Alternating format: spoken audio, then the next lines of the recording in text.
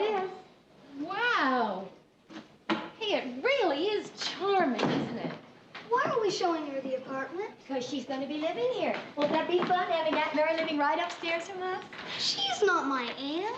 Well, that's right, Bess. I'm not really your aunt, but, well, your mother and I have known each other for a long time, and sometimes... Bess is right, Mary.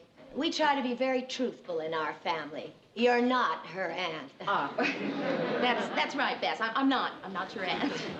Phyllis, I just love it. It's charming. I thought this was going to be Aunt Rhoda's apartment. Who's Aunt Rhoda? Oh, that dumb, awful girl who lives upstairs that Bess likes. She's not your aunt, Bess. That dumb Rhoda thinks this is going to be her apartment, so I signed a year's lease for you. You signed a lease before you even saw the place? When you see the view, it's absolutely incredible, isn't it? Rhoda?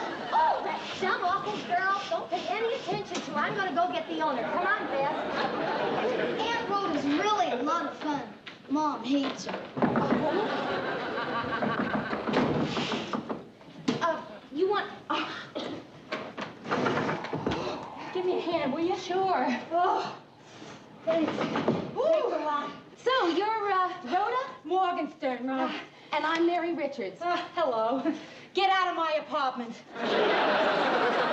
Now, look, Rhoda, I don't know all the details, but Phyllis will be back in a while, and well, then we can talk about it. I don't talk to her. And besides, there's no discussion here. This is my apartment. Would I be out in the snow washing the windows of your apartment? No, I did that for my apartment. Would I spend an entire month's salary on brand new carpeting for you? I don't know you. I never saw you before. That's for me. I did it. A whole month's salary? The owner's out of town for a few days, but his wife said, what'd you let her in for? Phyllis, I can't take this apartment. She spent a whole month's salary on the new carpeting. Oh, that's old carpeting. It comes with the apartment. You lied to me? You betcha. Okay, girls. You want me to tell you the truth? I'm going to tell you the truth. This is going to be my apartment. All right, Rhoda. I want to tell you why Mary needs this apartment more than you do. Why she's moved here to Minneapolis. No.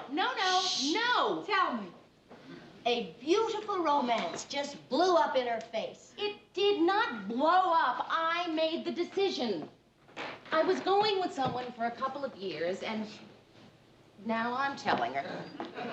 For 2 years, through his internship and then his residency at the hospital, Bill let her almost support him. Phyllis, how about if I asked you very nicely to stop this? For 2 years, he promised her that the minute he started his practice, they would be married. Phyllis, would you please stop this? After 2 long years. Tell her what he said, Mary. Go ahead. After 2 long years, he said...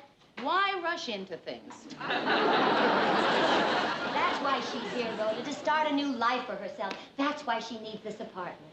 Compared to my life, that's a Walt Disney movie. So now, if you girls will kindly clear out, I'm going to get back to washing my windows. All right, Mary. You can stay downstairs with us tonight. There's an extra bed in Bess's room. Okay, well, listen, I've got a couple of job interviews to go on, so I'll meet you later. We'll settle this tomorrow, Rhoda. It's already settled, Phyllis. You out. But you think that I'm some kind of a pushover, don't you? Yeah. Well, then you're in for a little surprise. Because if you push me, then I just might have to push back. Hard. Come on, you can't carry that off. I know.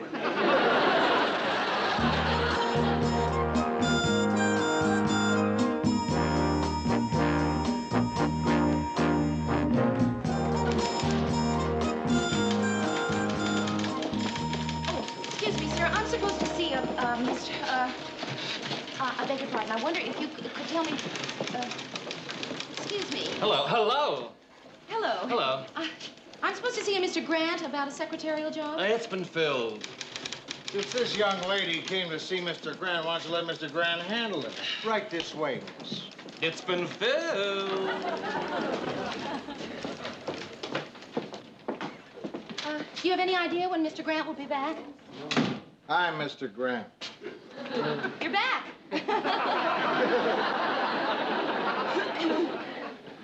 Look, miss, I was just about to have a drink, and I wouldn't mind some company. Want one? Oh, no, thank you. I said I wouldn't mind some company. Well, all right, I'll have a brandy Alexander.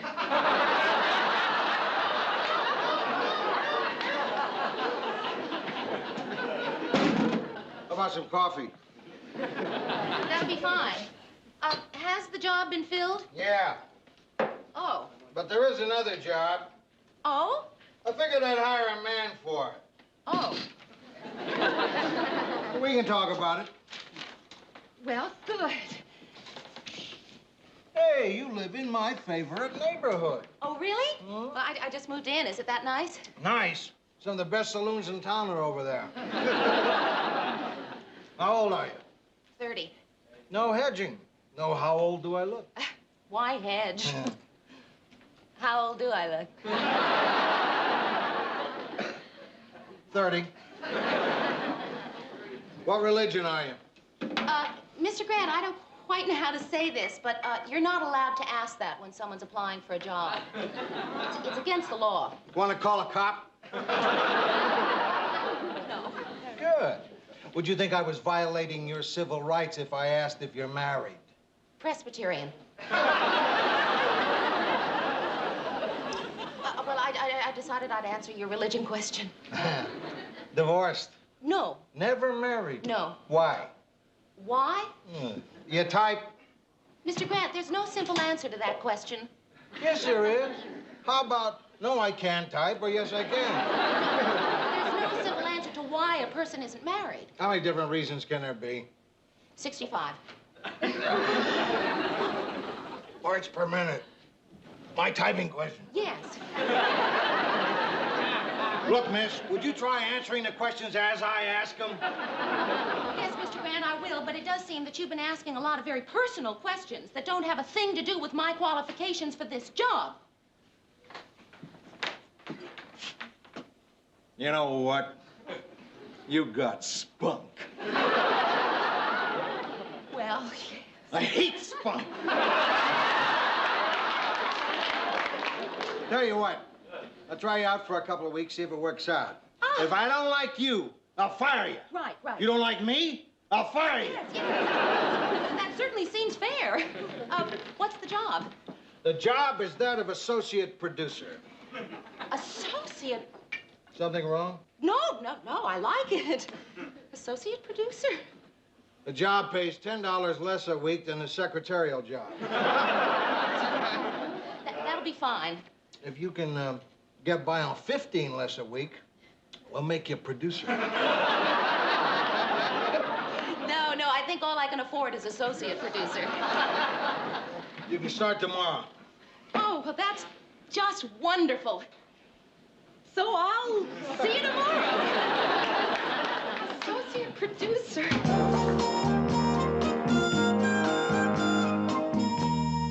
Oh, you're doing a wonderful job, Bess. Thanks, Mom. Phyllis, are you in there? Just a sec.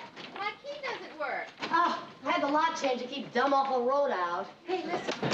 I've got the greatest news. I got a job. I went on this interview for a regular secretary job, and what's the matter? You haven't even noticed that your furniture arrived. Oh, great. Hey, how about that? Hi, Bess. Well, listen, I didn't tell you about the job. I got there a little bit late, and, you know, I was kind of nervous and everything. And something's still the matter. Bess arranged it for you.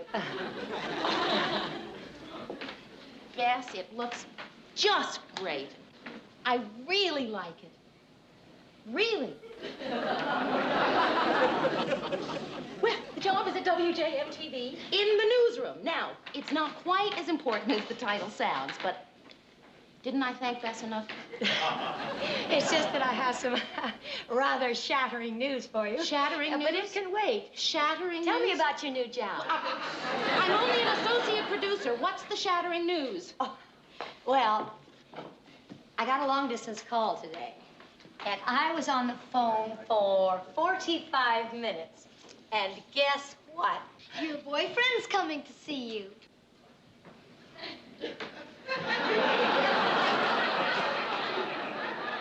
That was Mother's news, Bess. Bill's coming? I realize you wanted to tell her, too, but that was Mother's news. Bill is coming? Phyllis! Yes, Bill's coming. He'll be here tomorrow night. We'll leave you alone now. I know exactly how you feel. I don't know how I feel. Well, I do. Come on, Ben. I really didn't mind arranging the furniture. Mother said it was the least we could do after what you've been through. Bess, did Mother tell you exactly what I've been through? Everything.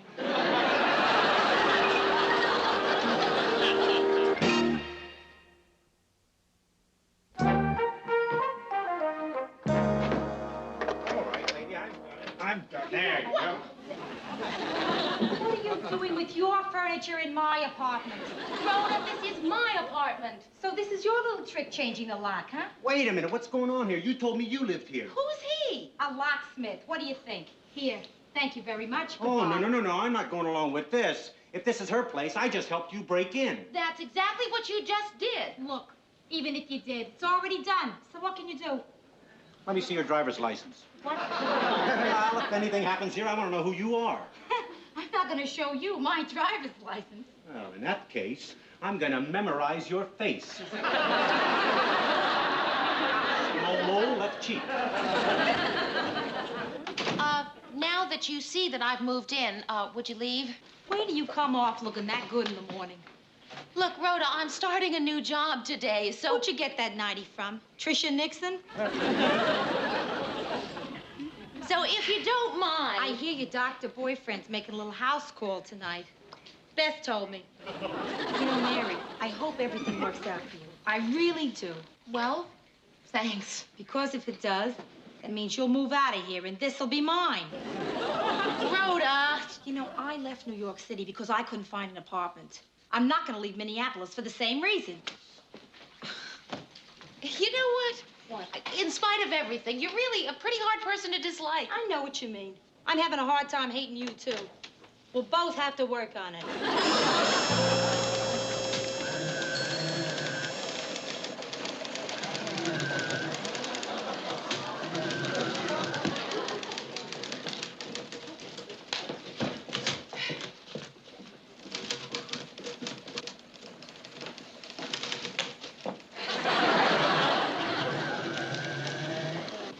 Somebody get Ted Baxter in here. He's probably in I'll makeup. do it, Mr. Grant. He'll do it. When I say somebody, I mean him. Mr. Grant, I wondered, do you think you could find something for me to do? I'd like to be a little busier. I'm too busy to keep you busy. Why'd he hire me? Why? Maybe he was bombed. Oh, No, I mean it. Hi, fellas. Here he is, the Marcello Mastroianni of Minneapolis newscasters. Why, thanks, Bert. It's not a compliment. He has trouble speaking English, too. Hi. You haven't met me. I'm Ted Baxter, the anchor man. I know. And I'm Mary Richards. I'm the new, Wonderful. I've been telling Lou we needed a new one. Welcome to my 6 o'clock news team. Thank you. Baxter, will you knock it off? Come on, let's get to the studio. Newsroom. Baxter! Just a moment, please. Mr. Grant. Huh? It's Mrs. Grant. She's calling from the airport. Oh, yeah, she's going to her sister's for a month. Tell her I'll speak to her when she gets back. Murray, give me that list of words that Baxter mispronounced on last night's show. Check the top one, Lou. The top one. Chicago. Come on, fellas. And take that makeup bib off. Last night he wore it halfway through the show. Newsroom, Miss... Bill? Well, hi. When did you get into town? Yeah, that's right. I'm working here in the newsroom. Associate producer, can you believe that? Oh, yeah, they're keeping me really busy. No, I'm not too busy to talk. Well, how long will you be in town? Well, sure, drop over tonight. It'll be good seeing you, too. Bye, Bill. You changed the room around. Personally, I didn't think there was a thing wrong with the way Bess arranged it. Well, I just, switched a couple things. Well, it's your apartment. Until you're married, anyway. Well, now, look, Phyllis, just because Bill is coming tonight, it doesn't mean we're getting married. I want to see you married, Mary. Well, me too. Because I'm married. And I know how beautiful it can be if you look at it realistically. I mean, realistically. Face the fact that it means a certain amount of sacrificing, of unselfishness, of denying your own ego, sublimating, accommodating, surrendering. Phyllis, Say it. you're hurting my hand. I'm sorry. It's all right. Try and remember what I've told you. I will. Believe me, I know about marriage.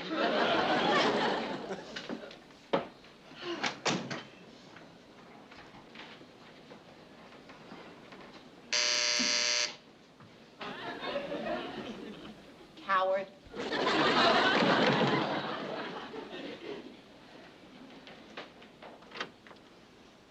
Hi!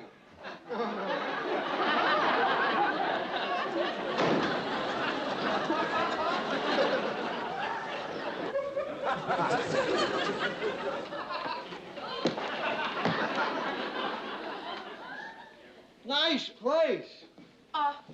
Well, yeah, it's beginning to shape up, you know. A lot of the furniture still hasn't arrived, and of course, curtains at the window, you know, will help, and I really don't know why you're here, Mr. Grant. Well, I was in the neighborhood visiting one of my favorite spas. My wife left today. She's gonna be away for a whole month. Now I know why you're here. Oh, yes, Miss Associate Producer. He said he'd find something for you to do. Certainly didn't get the job because of your personality. You know, you got a great caboose. There it is. You got the job because of your great caboose. But not as great as my wife's. She's got the greatest caboose ever. She left today. She's gonna be away for a whole month, and I miss her already. I miss her so much. I am going to write her a letter and tell her. Good. Where's your typewriter? Well, I tell you, Mr. Grant, you know, I just moved in, and I'm not really sure where everything is. Ah, there's a little portable devil. You know, Mr. Grant, there's a whole slew of typewriters down at the office. Oh, yeah. Wouldn't you be more comfortable there? Oh, no. My dearest.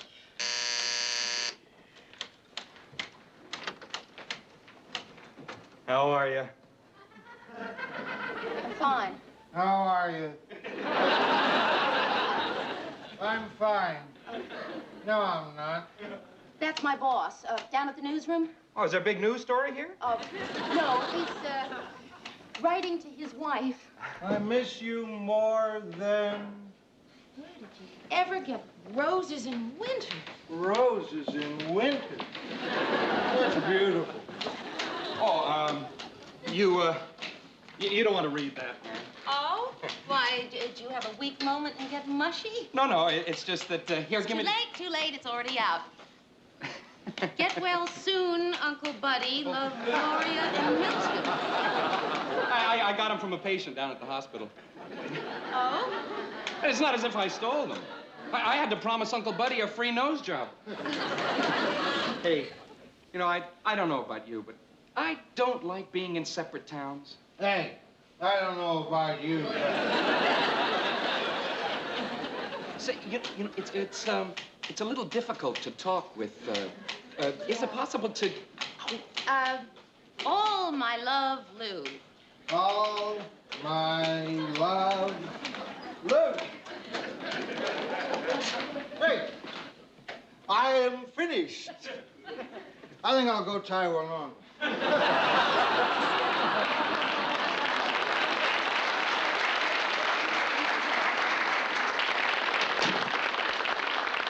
Well, that's kind of a weird boss you've got there.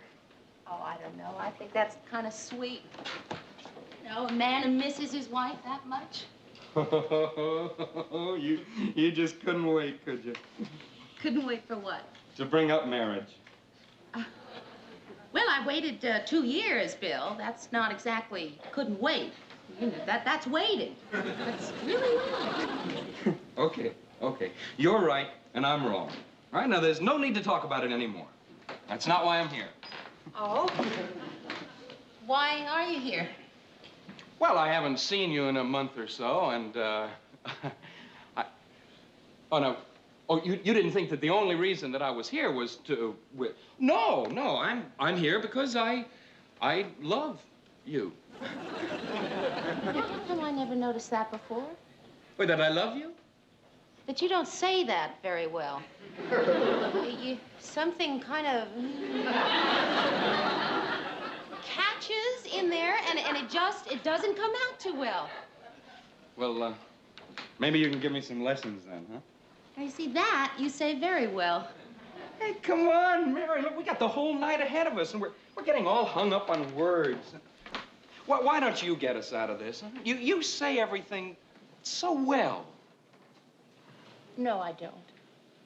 I say a lousy goodbye.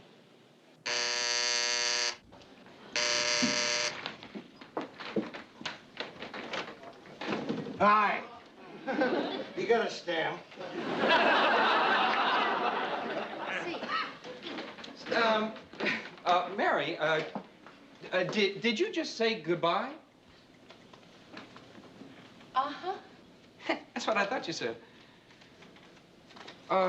Yeah, well, I'll see you. Take care of yourself. I think I just did.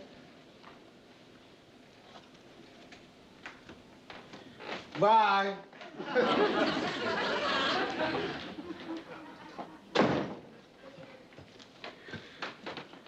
This is a Christmas seal. Is that a stamp? Yes, it is. Thank you. That guy, you didn't lose much. But he sure did. He missed out on a best wife. Boy, it's funny how you can see things differently in just a couple of weeks. You know, I could have married him. Can you imagine what that life would have been like? Boy, every time I'd get a basket of flowers, I'd wonder if he stole them from Uncle Buddy's sickbed. Listen, if I were you, I'd find out what Uncle Buddy was sick with.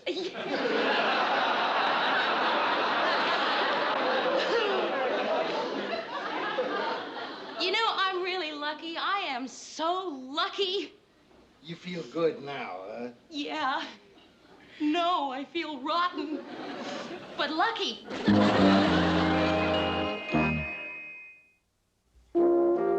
Look, about the job, I'll find plenty for you to do tomorrow at the station. Oh, thank you, Mr. Grant.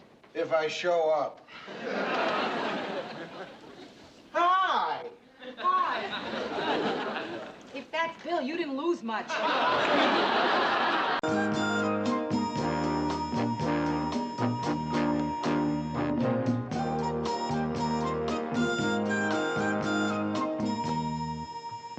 You all know how I hate long meetings, so I figure out a way to cut down on the give and take. I'll give, you take. I'm not saying there's cause for alarm, but I would like to get a little constructive hysteria going. There's a drop in the ratings. Again. How far? Go ahead, Mary, read them. Let's see, 6 o'clock news. Last week we were a 1.1, then we plummeted down to a 1.0. Well, what does that mean? An entire family of midgets tuned us out? Look, a drop in the ratings may not seem like a big deal to you, but if it continues this way, I could lose my job. Nobody went, oh! Oh, Mr. Grant. We're losing the young audience. Gee, I don't know why. I like the show. I mean, I watched it even before I came to work here. You're not young anymore. I'm not? Check the ratings book. It's broken down into age groups. Young is 18 to 29. You don't make it anymore. I don't. Hi, gang. I heard there was a big powwow going on here. It's our ratings, Ted. Oh, are they up? Does this look like a celebration? Now, does anybody have any suggestions about improving the show? Improving the show. Well, we could make it longer. Oh, Ted, you've missed the point. If it's not doing too hot now, that would make it not doing too hot stretched out. Hey, look. Why don't we all write out on slips of paper what we feel the main drawback of the show is, and then have them read anonymously? Why anonymously? So that Ted's feelings won't be hurt. Ted Baxter? Yo. Got some mail for you here. Fan mail, I guess. Fan mail for a newscaster? Oh, that crazy, kooky American public. Fan mail. Only in America. Here you go. That's it? Yes, sir. Excuse me, ma'am. Ma'am? Ma'am. Oh, you mean me? Yes, ma'am. Ma'am. This kid. Well, no, he wasn't even a kid. He must have been 21 or 22 years old. He comes over to me, and he calls me ma'am. Ma'am. Your first time? Yeah. Not only that, I found out that our rating service has declared me officially over the hill. That's nothing. When I turned 21 and still wasn't married, my mother officially declared me an old maid. I think she had it notarized. Hey, wait a minute, Rhoda. Let's stop this. You know, if there's one thing that's worse than being single, it's sitting around talking about being single. So let's change the subject to something a little more pleasant, huh? Like pollution? This is important, Mayor. There are many single women who've lived perfectly fulfilled lives. Who? I'm getting a pencil and a piece of paper and make a list. No, Rhoda, I am not about to sit around and make lists of single women. We're not. We're going to make lists of single men to go out with. We go out all the time. Yeah, but when was the last time you went out with someone really terrific? Well? Last time for me was when my father took me to a ball game. Come in. Hi, Mary.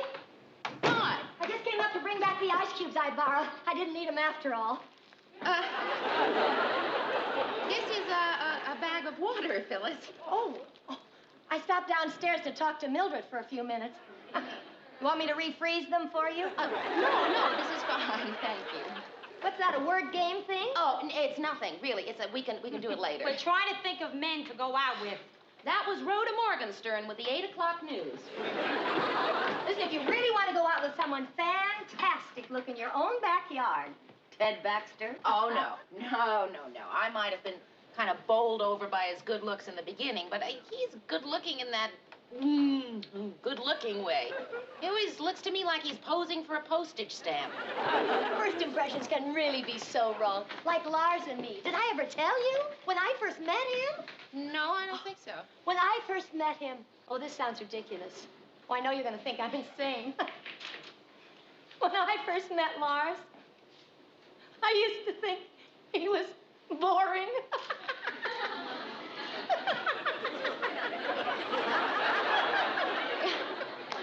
Isn't that the funniest thing you ever heard? Really, I'm serious. Of course, now we just couldn't be happier. And we've been married 10 or 11 years. Hey, come on now, let's think. What man in your life, it could have been a long time ago, or someone you just met, do you wish you knew better? Well, there was this professional dancer. Not you, silly. Mary, come on, there must have been somebody. Anyone recently? No? Well, think back then. No? Yes, there was. Remember, Mary, Howard Arnell? Howard Arnell. Oh, Phyllis, how did you even come up with that name? Well, Lars ran into him a little while ago. He's still single. He still asks about you. Oh, he was wild about Mary. But then that settles it. Now all we need is someone for me. What do you mean that settles it? Well, I have an idea for someone, but nah, it's too crazy. Then again, maybe it isn't. Do you remember how wild he was about you? Listen, Rhoda, nothing is settled. Come on, Phyllis, it was 4 years ago. I hardly remember him. He was wild about her. Listen, Mary, if you call yours, I'll call mine. And my whole thing is crazy. All right. What's yours? Mine is this guy I ran over. He had a cleft chin. Oh, he was adorable. This guy you ran over? Yeah, it was a couple of days ago. But he wasn't hurt. His arm was just a little grazed. Although his briefcase was totaled. We got to talking and exchanged phone numbers. Ah, here it is. Armand Linton. So what do you think? You don't know this man outside of hitting him with your car? No. And I know you're going to think I'm kidding, but you can really get close to someone fast when you hit him with a car. You can't just get to know someone over coffee, can you? You're not going to believe this, Phyllis, but when I first hit him, I thought he was boring. So, Mary, what do you think? Look, we're not doing a thing tomorrow night. Let's call Howard and Armand. What do I think? You want to call up a man you hit with your car, and I'm supposed to call up someone I hardly remember? There's not much to think about. I'm not going to do it. Oh, good. Bess is having her first pajama party tomorrow night, and you can come down and help. We're having 19 of her little friends over. You can even come early and help blow up the air mattresses. Well, actually, Phyllis, I didn't say that I was definitely not going to call Howard, but, you know, if I don't, then I'd be glad to come and help you blow up the 18 air mattresses. 19. Uh-huh. Oh, and I won't be there. My mother's going to take care of the kids. Lars and I, we're going to spend a night in a hotel. Right here. Right here. Howard Arnell. Now, come on, Mary. We both said we have nothing to do tomorrow night. Oh, Rhoda. 19 little friends. Oh. 19 air mattresses. All right. We'll make it for drinks, not dinner, okay? Good. It'll be a little easier that way. What'll I tell him, 8:30? Perfect. Hello, Howard? Well, you'll never guess who this is. Well, that's uncanny. I mean, it's been 4 years. Oh, is that right? 4 years, 3 months, and 2 weeks. Yeah, you're right, Howard. There is a lot to talk about. Actually, that's why I'm calling. I'm going to have a little gathering at my house tomorrow night about 8:30, and I wondered if you could come. Oh, good. The address is 119 North Weatherly. Right. So, I'll see you then. What? Well, oh, Howard, it's sweet of you to offer, but, no, I have enough chairs. No, glasses aren't any problem either. So. Well, listen, Howard, I've got to get off the phone. I have something in the stove. What? Oh, Howard, that's sweet of you to offer. At your place? No, really, it's no problem. Howard, listen, I've got to go. My bath water is running over, so well, thank you, Howard. Coming in just a minute. Howard, listen, I must go, so I'll see you tomorrow night. Right, goodbye. Oh, I remember why I broke off with Howard. Go on. Too much loving, too much understanding, too much giving, too much. It's impossible to hold a normal conversation with him. Maybe I can call him back and tell him I'm sick. If it weren't for the fact that I have the phone in my hand and I'm already dialing Armand's number, I'd say, of course, sure. But under the circumstances, call off a cleft chin. Hello, Armand? Armand, this is Rhoda Morgenstern. Yeah, you remember me. We met when you were under my car. Oh, yes, right, that's me. Listen, I thought I'd give you a buzz and see how you and your arm are getting along. Yeah. Oh, I'm so glad to hear that. Listen, Armand, while I have you on the phone, tomorrow night a friend of mine is having some people over, and I wondered if you'd care to drop by, just so I can take a look at the patient. Oh, great. Oh, I'm so glad. Oh, it's 119 North Weatherly. Right. What? Oh, of course. Lovely. Yes. See you then, Armand. Bye.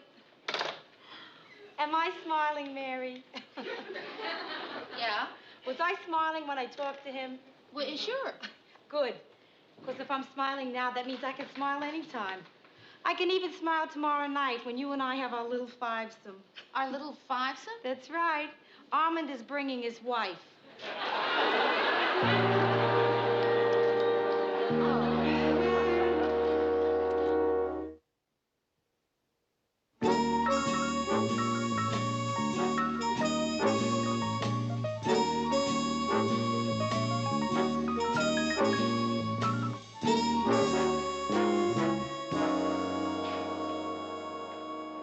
Mary, are you sure this looks okay? I feel so fat. Yeah, it looks fine. You think this munchy stuff is enough? Everybody will have eaten dinner. Oh, that's just right. How can you gorge yourself like that and stay so skinny? I'm going crazy with hunger. Well, eat something. I can't. I gotta lose 10 pounds by 8:30.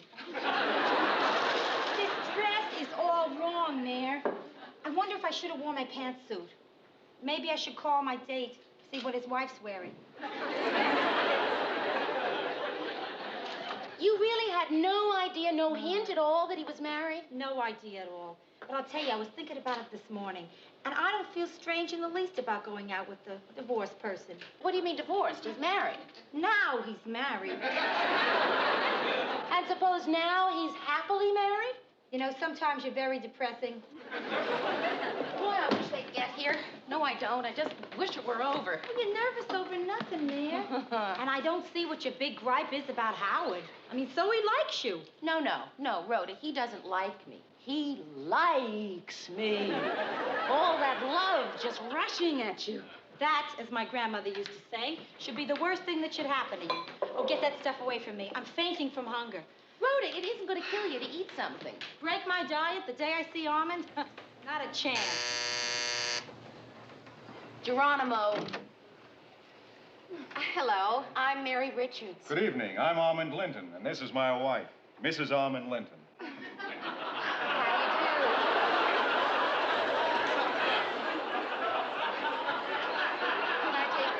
Thank you very much. Oh, just call me Nancy. He loves to call me Mrs. Almond Linton. We've only been married for 3 weeks.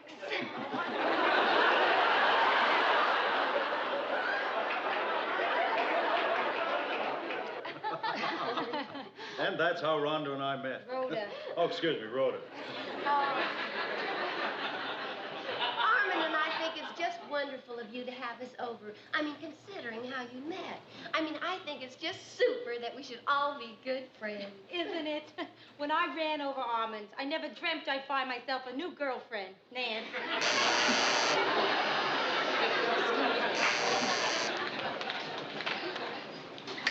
Gotcha!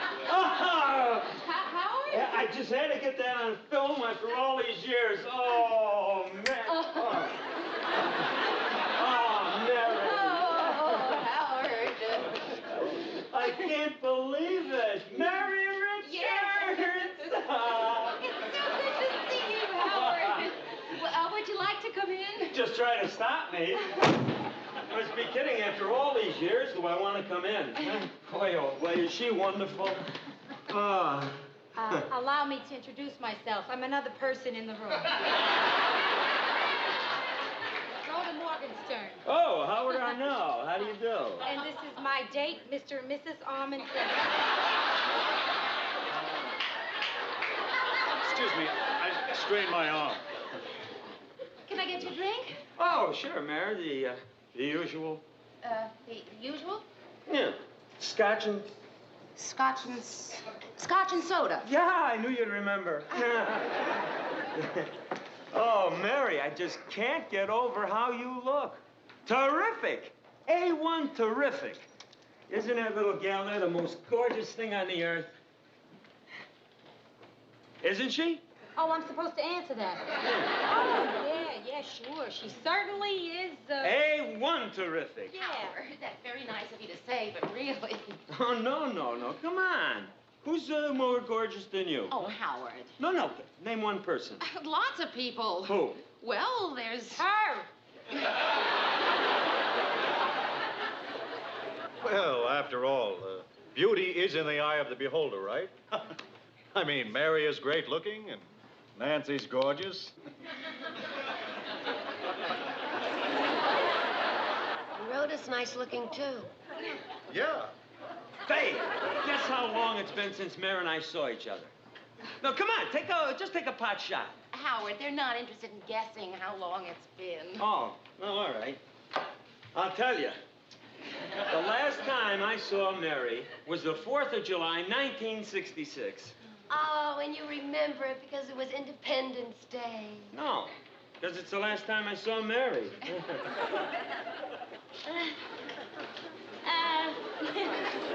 I think I'll just go see if there are some more bacon curls.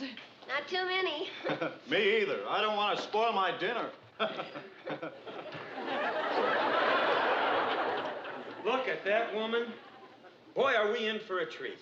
You are looking at the greatest little gourmet cook in the Western Hemisphere. Rhoda, could I see you in the kitchen for just a moment? Excuse me, Armin. Certainly. And Nan.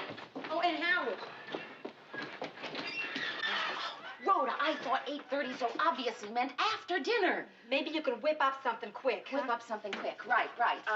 Yes, I can whip up a carrot. I can whip up a baked potato. Nothing. The only thing I have in my refrigerator is a light bulb. Well, I'm just gonna have to go out there and tell him. What else can I do? So I don't know what should be cooking. Either a chicken in a pineapple shell or duckling with wine sauce. Listen, everybody, on the subject of the duck in the wine sauce, there's been a kind of an interesting situation, and the situation is that you thought that this was for dinner, and of all things, it's not. Oh, you're saying this isn't for dinner? Well, no, I'm not saying that. Yes, that's what I'm saying. Well, it really doesn't matter. I mean, it really doesn't matter because... Well, because we've eaten. We had a late lunch before we came here. Seriously. Yeah, seriously, we did, right before. And also, I had a very big breakfast. We're stuffed. Well, if you're sure. Oh, yeah, really. Say, this is such a nice apartment. Don't you think this is a nice apartment, Nancy? Oh, I certainly do. It's really pleasant. Incidentally, are there any more of those, Bacon curls? Yeah. No. How about a carrot? Thank you. You know, Mare, I just can't get over how you look. I mean, you are really something, Mare. Most gals, you know, look their best when they're in their 20s, but this little gal here, I'm telling you, Mary, the older you get, the sexier you look. Howard. Hey, I've got an idea for posterity. Yeah, that's a good idea. Pictures. Who knows when Nance and I'll see each other again. Howard, you really want to do that now? Oh no, we can wait till after dinner. Oh. Isn't that funny? Why do I think we're gonna have dinner? Hey, I've got a good idea, Howard. Well, why don't you take some pictures of us all? Oh, okay. Oh, come here. Help me out here, Armin. I'm dying to get a couple of Mare and I together, you know? Well, I'm not sure I know about this kind of camera. What's to know? You just push the button there. Well, okay. Oh, God. I'm terribly sorry. It's really all my fault. No, it's all right. I don't know how to apologize. No, listen, it's all right. It's just the pictures I took of the total eclipse of the sun. Mary, I think we'd better be going. We both want to thank you for a lovely evening, and the bacon curls were delicious. I'll get your coats. Well, I have to get up early in the morning anyway. I'm playing golf. It's snowing. Oh, well, I'm not that good. Good night. We enjoyed it. Have to do it again. Yeah, assuredly. Oh, thank you. Thank you, Mary. Good night. Delightful. Good night. The next total eclipse in Minneapolis is in 2099. No kidding. Yeah. Well, of course, there's a partial in 1979. That's only 9 years. Excuse me, please. I'm going into the kitchen, and I'm not coming out until I find something edible. Mary, you're not tired or anything? Well, I am a little. It's been a kind of a long evening. Yes, and I know what you've been thinking all evening, too. Oh, no, I haven't. Yes, you have. You've been thinking what I've been thinking. How great we are together. That's it, isn't it? Well, no, not exactly. Well, no, not exactly, no. I mean, what, do you want me to say what exactly is? Well, I mean, you want me to say the words? I'll say the words. Marriage. There, I said the words. Look, I'm not surprised at this, Mary. You're a woman. You have a right to expect something to come of this. No, Howard, I don't think I have that right. Yes, you do. Oh, Mary, you're so great. You're so great, you'll probably understand this. Mary, I can't marry you. You can't? Well, Howard, I understand. I really do. See, I gotta have my freedom. I gotta. See, the way things are now, Mayor, I'm free just to pick up and go whenever I please, wherever I please. I mean, the sky's the limit. I get the desire to jet up to Duluth. One phone call. That's it. I get the urge maybe to spend a weekend in St. Paul. That's done. See, I can't be tied down. You do understand, don't you? Oh, Howard, I really do. I understand. No, I don't think you do understand. Yes, I do. See, I'd just be hurt, and you're saving me from all that hurt. I mean, wow, I never knew anyone who saved me from so much hurt. I better go. Even the sound of your voice makes me crazy. If you say one more word, you'll make me change my mind. Where's my coat? Mary Richards. Little Mary Richards. Say, Mary, you know something? I'd like to have something of yours, you know, to remember tonight. Oh, no, come on, that's too nice. Here, let me pay you for it. Oh, no, Howard, really, it's broken. I mean, it needs flint and it leaks fluid. Come on, tell me, insist. 10, 20, 28. Howard, please, just take it. Thanks, Mary. Mary, no goodbyes, huh? Right. Goodbye, Mary. Goodbye. Goodbye.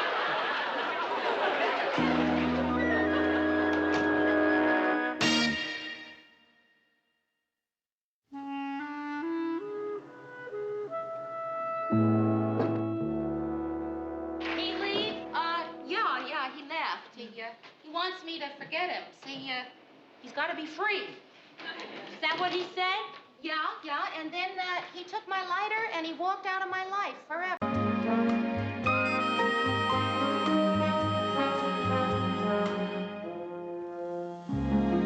So, my fan club wants the answers to all these questions. I don't know why they want to know. I mean, what possible difference does it make what my favorite color is? I'm just a guy. Just an ordinary guy. Well, I guess that's the way fan clubs are. Just had a couple of lucky breaks. Well, okay, maybe a little extra, this or that. Dash of charisma, an incense of style. I don't know. I'm just a guy. Just a guy who happens to dig the color blue. I was holding my breath there. There were those of us who were betting on red. Say, Mary, did you read any funny stories on the wire that we can close the show with tonight? No, sorry. Did you see any unfunny stories we can close the show with tonight? Nope. Did you hear any good jokes recently? What's my favorite dessert? Honestly, you think I was some sort of a god or something. Baked Alaska. Baked Alaska. Wait a minute. That sounds a little airy. Maybe I ought to make it a little more substantial, like apple pie. Ted, are you saying that you're actually going to lie about what your favorite dessert is? I was just kidding. Can't you tell when I'm kidding? Baked Alaska. Apple. Alaska. I've got my closer. Now, listen to this, Mary. A new social club in Minneapolis is holding a branch meeting tonight. The Club for Divorced People Only is called the Better Luck Next Time Club. Oh, it's so awful. It's great. What's so awful about a club for divorced people? Come on, Mary. Would you join it? Well, no, I wouldn't. Murray, I wouldn't join it because, A, I don't happen to be divorced, and, B, I'm just not a joiner. But I think for people who are, Divorced joiners. I think that's the phrase you're looking for. I think it's a good idea. I mean, it's a way for people to meet people, like all those clubs are. Well, what's this thing about meeting like it's some big, mysterious thing? It's the easiest thing in the world. Take Marie and me. How'd you two meet? She saved my life. Oh, it was no big deal. I was skydiving once. My chute didn't open. Hers did. She made a terrific catch. Mary, I need your advice about something. Yeah, sure, Ted. Not that it's important, but do you think it sounds too risque for an anchor man to say he sleeps in the raw?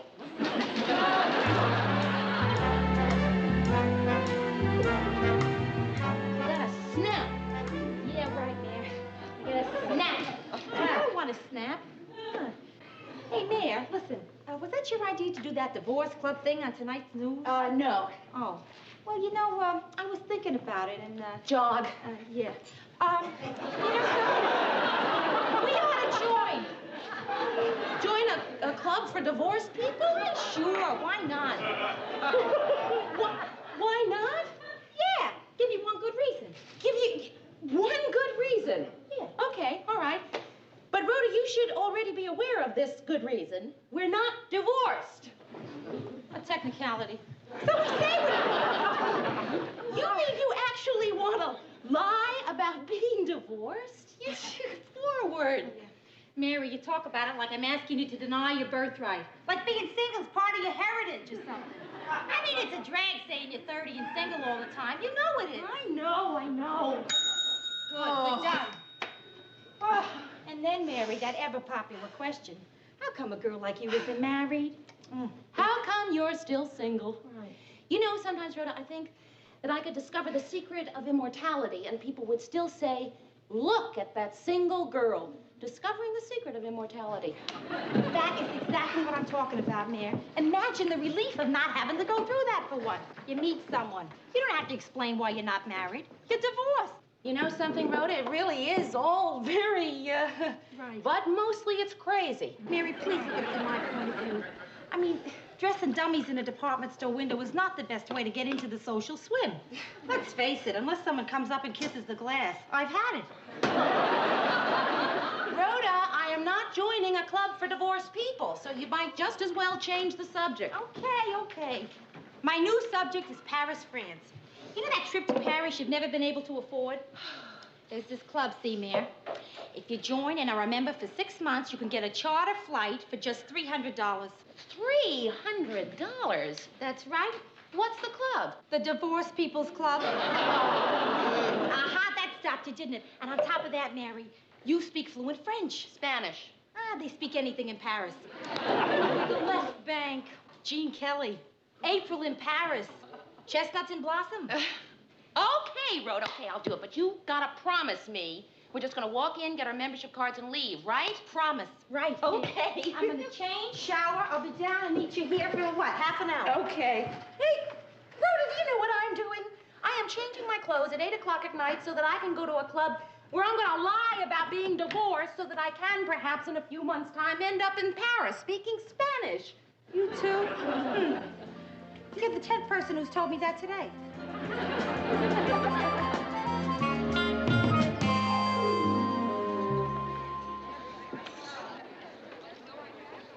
Hey, are you new here? Yes. Are you interested in buying a house? No, I don't think so. Right. Nice to meet you. It's starting. It's starting already. I hear these little voices that are saying, get out while you can. Is that what yours say? My voices usually tell me to go save France. Relax. Oh, hi. Welcome to the Better Luck Next Time Social Club. I'm Karen Norris, your Better Luck Next Time registration gal. And this is Dr. Walter Udall, our president. And also your Better Luck Next Time registration guy. Oh, and also your Better Luck Next Time resident dentist. Incredible. Are you aware of the fact that you have incredible teeth, young lady? Thank you. Brushing after meals, electric toothbrush, sugarless gum, you're into that whole bag, right? Yes, I guess so. Well, I don't even have to ask. I mean, oh, good luck to you. Thank And you. with that mouth, you won't need it. Well, you came on a big night. We're electing officers. Well, let's fill out this application. Your name, please. Mary Richards. Mary Richards. And your maiden name, Mrs. Richards? Mrs. Richards, excuse me, Karen. Yeah, well. You know how I get. Tell me, did you have such beautiful teeth even before your marriage went on the rocks? I beg your pardon? So often, after a divorce, a woman suddenly decides to spruce herself up, you know, and naturally the first thing she thinks about is her teeth and gums. Well, I can say as an objective bystander that Mrs. Richards' teeth were as beautiful the day she married Stefano as they are today. Look, about those applications, could Mary and I just take them and fill them out ourselves? Oh, certainly, if it makes it easier, Mrs. Miss Morgenstern. Rhoda Morgenstern. Miss Morgenstern? He thought it was in the best interest of the space program that I retain my maiden name. The program, you were married to an astronaut. Which one? Oh, please, I'd rather not say any more. You know how it is. Word gets out, people start hitting you up for moon rocks. Rhoda, didn't you want to inquire about the, charter flights Of to course. Paris? Oh, yes, we're going to jot down the names of those interested after the meeting. But meantime, why don't you just wander around, introduce yourself to some of the other divorce heads? Unbelievable teeth. I knew this was going to happen, Rhoda. You know, we're going to be here all night. Come on, it's okay, Mayor. Just a few hours. Now, just act natural and try to look divorced. Hi. Hi, my name is Frances Franklin, but everybody calls me Sparky. I don't know why. I guess it's because all my friends say I sparkle and bubble. They say ever since I'm divorced, I'm like another person, all sparkling. That's why they call me Sparky. Isn't that crazy? Yes. Listen, do you know who the guy in the Argyles is, No, we're new here, so, Hi, you're new here. My name's Roy. This is my buddy Hal. How are you? Roy, Hal, I'm Mary. Mary. This is Rhoda. Rhoda. And Sparky. Okay. Oh, no, my real name is Frances Franklin, but all my friends call me Sparky. I don't know why. I guess it's because I just sparkle and bubble all the time.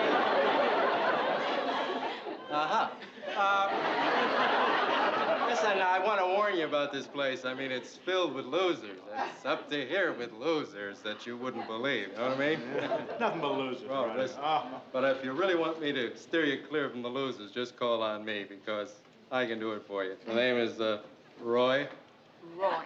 R-O-Y. That's it. I'll talk to you later. Sparky. So long, Roy. He's such a loser. Look, I wanted to talk to you anyway. You know, you're the spitting image of my ex-wife. Oh, really? Oh, yeah, except she wore her hair up. And how long have you been a member of this so-called social club, may I ask, huh?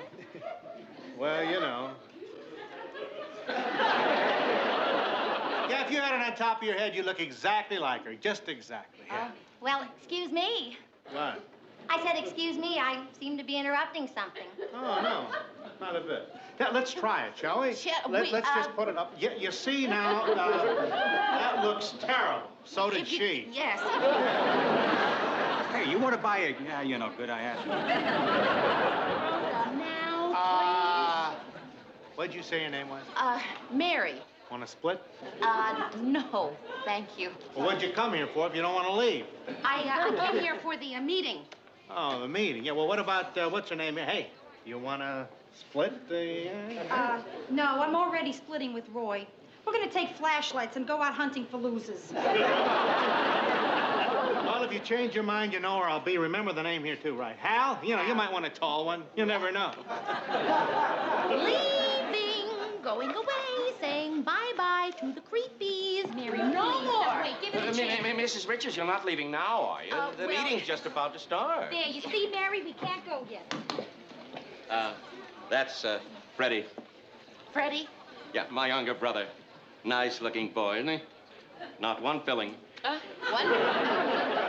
Dr. Udall, can you tell me when we'll be getting to the charter flights? Oh, well, we probably won't be getting to that till next time. Why? Oh, well, tonight's the night when we each stand up and in intimate detail tell all about what led to our divorces. I don't think that I can do that. Why not? Well, because the details were sort of embarrassing. yes, humiliating. Sordid, even. Oh, really? Well, then, you can go first.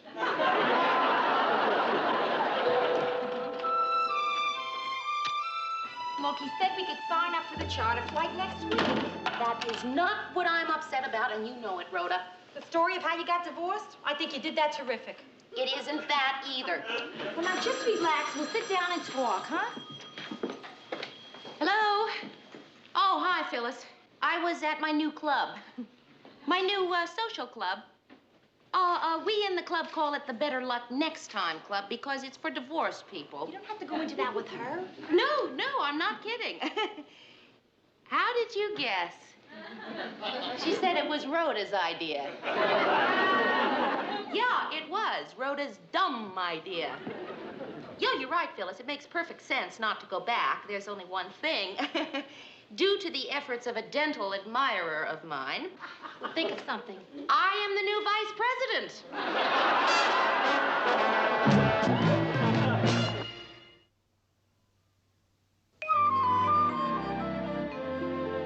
Mrs. Richards, right in there, please. Oh. Hello, Doctor. Oh, Mrs. Richards, you just sit right down here. Well, Oh, I have been looking forward to this ever since you called. Did the nurse take your x-rays yet? Yes, she did, even though I kept telling her I didn't want to see you professionally. Oh, you don't mean you're going to call the examination off? I canceled 3 appointments to get you in. Well, no, of course I want an examination, too. Oh, goodness, you gave me quite a start there, I'm telling you. I mean, to have that mouth in this chair and not to get at it. Okay. All right. When was the last time you had your teeth examined? Thursday. Well, they say you should always get a second opinion.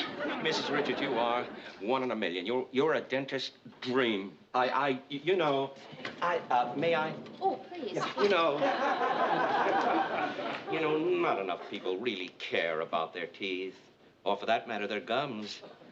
See, professionally speaking, I'm a gum man myself. Do you, by any chance, keep up with gums? Well, not any more than I've needed just to get along. Yeah, well, well, you might have heard lately that teeth themselves are nowhere.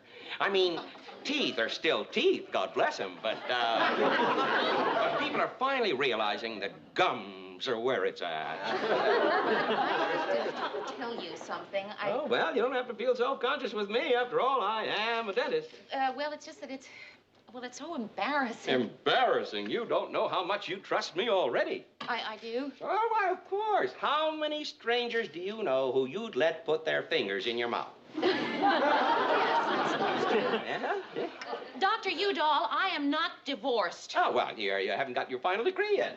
I haven't even gotten married yet. I'm single. I know it sounds terrible, but well, you had these charter flights to Europe, and I know I shouldn't have. All right, lean back. Let's get on with the examination, please. Dr. Udall, did you hear what I said? You said nothing. This conversation never took place. Mouth, please. Mrs. Miss Richards. Is that right? Your last name is Richards? I had that coming. I know it. Yeah. You bit my probe. Open.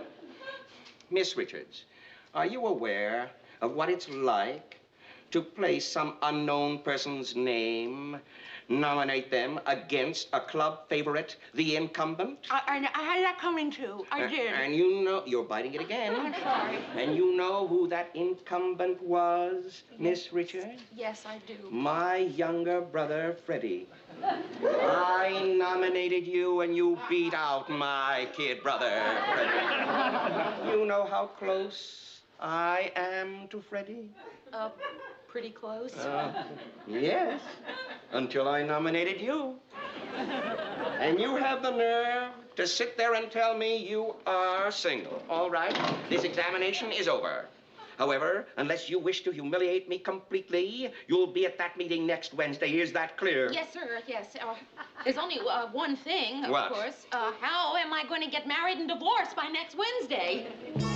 Hurry.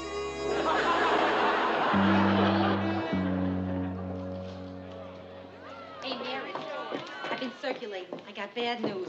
You know those two guys we met here last week, Roy and Hal? Yeah? They're the cream of the crop. Oh, Rhoda! Do you realize that in 5 minutes I have to stand up on this stage and face those people there and tell them the truth? I mean, I don't know how I'm going to put it. You take it easy, kid. Really, I know how you feel. You can't imagine what you'll say, but it seems impossible that it'll turn out right. And then something just kind of pops into your head? No, you usually just stand up there and bomb. Oh, Rhoda! Jesus, the divorces are coming. So anyway, in this dream, well, it was really kind of peculiar, but I dreamt I was with somebody who looks exactly like you. Yeah. How does it feel to be elected vice president? Well, it feels like I'd like a recount. Anyway, in this dream, this person that looked exactly like you was so wonderful, and we were having such a really great time. No kidding. Yeah, that I asked him to come home with me. What? Oh, in my dream, you know, I asked him to come home with me. Kooky, huh? Kooky, you want to split? You and I get a little six-pack and, huh? Okay, let's go sit down and I'll tell you about the rest of my kooky dream. Yeah, tell me all of it. Yeah. Uh-oh, bad news. Hello, Miss No Name. Oh, Dr. Udall. That's my brother, Freddie, the ex-incumbent. I'd just as soon you didn't meet. Dr. Udall, I really feel just terrible about all this. Yes. By the by, I got you off the hook. All you have to do is confirm my story by announcing to the others, the divorced others, that you've reconciled with your husband. Gee, Mary, that's great. Here's hoping you and Stefano make it this time. Oh, incidentally, your not paid for yet x-rays came back today. You have a cavity. And I'm not going to tell you where.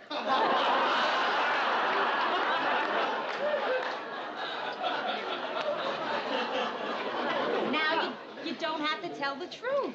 That's terrific. Yeah, it's terrific. All I have to do is just get up there and lie again. A little more practice, I might get very good at it. Mary, we'll start the meeting now. Come on. Now, in a little while, I'll have news about our Tuesday night, where it's at excursion to the hippie quarter. But first of all, we'd like to have a word from our brand new Vice President, Mary Richards. Mary. Please, I guess that I'll just make it short and sweet. As you may have heard, I am reconciling with my husband, so it turns out that I can't be your vice president any longer. So, but you've all been just lovely, and I want to thank you. So, thank you.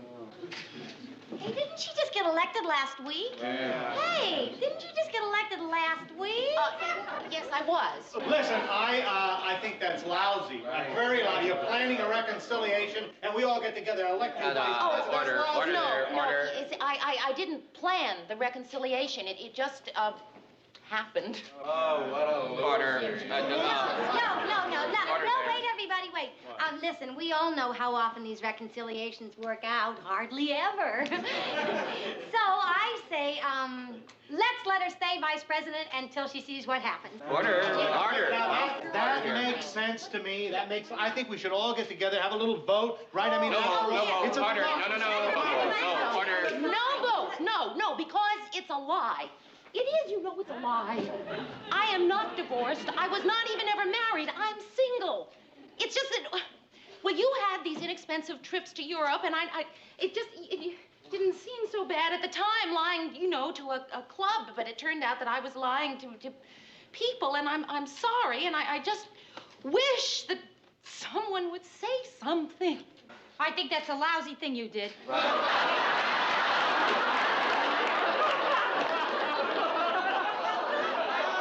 Yeah, I do, and I did it too. Yeah, I lied. It's true, folks. The fact is, My divorce is not yet final. Yes, the Space Center is holding it up, so I'm not eligible either. So if you cast a stone at this poor unfortunate, cast one at me, too. Miss Rhoda Morgenstern. Okay. Roy Bickerson, age 33. Single. Now, I don't know why I did it. Well, I couldn't help myself.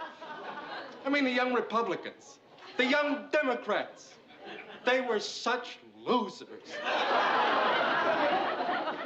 I lied, too. But then that's the kind of crazy, kooky person I am. Richie Rader. I'm not married. I never even went steady. Anybody want to start a new club?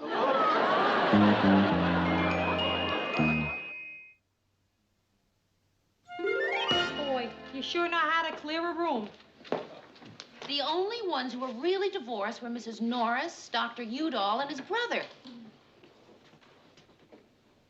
You can't blame the man for hating you. You shot his whole club out from under him. Yeah. Hi. Hi. What happened to your date with Hal? We never got out of the parking lot. We had an argument over whose car to take. His was a camper. What are you girls doing tonight? I feel like doing something really crazy and kooky, huh? Well, I'm sorry, but I don't feel up to kooky. Or crazy. Oh. You know, I had another dream last night. It was all about teeth. It was a beautiful day, and I was surrounded by all these dazzling teeth, and there were soft dental floss clouds.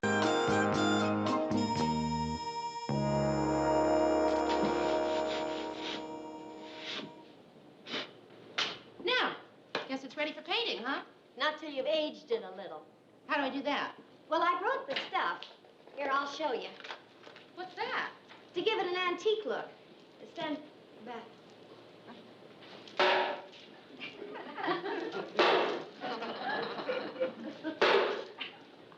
By the way, if you got any hostilities, this is a marvelous way to work them off. Yeah, I can see that. I haven't had this much fun in years. Here, you try it. Well, yeah, maybe later. No, go ahead. Well, I feel a little silly. All right, okay. All right.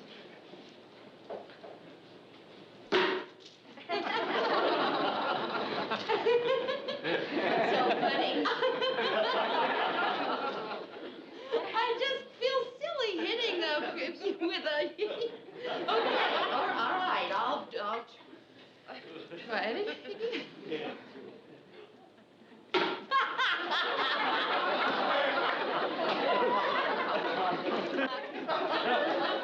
Apparently, you have some kind of hang-up about this. Either get over it or buy yourself genuine antiques. Yeah. I'll see you later. Okay. I don't have any hang-ups.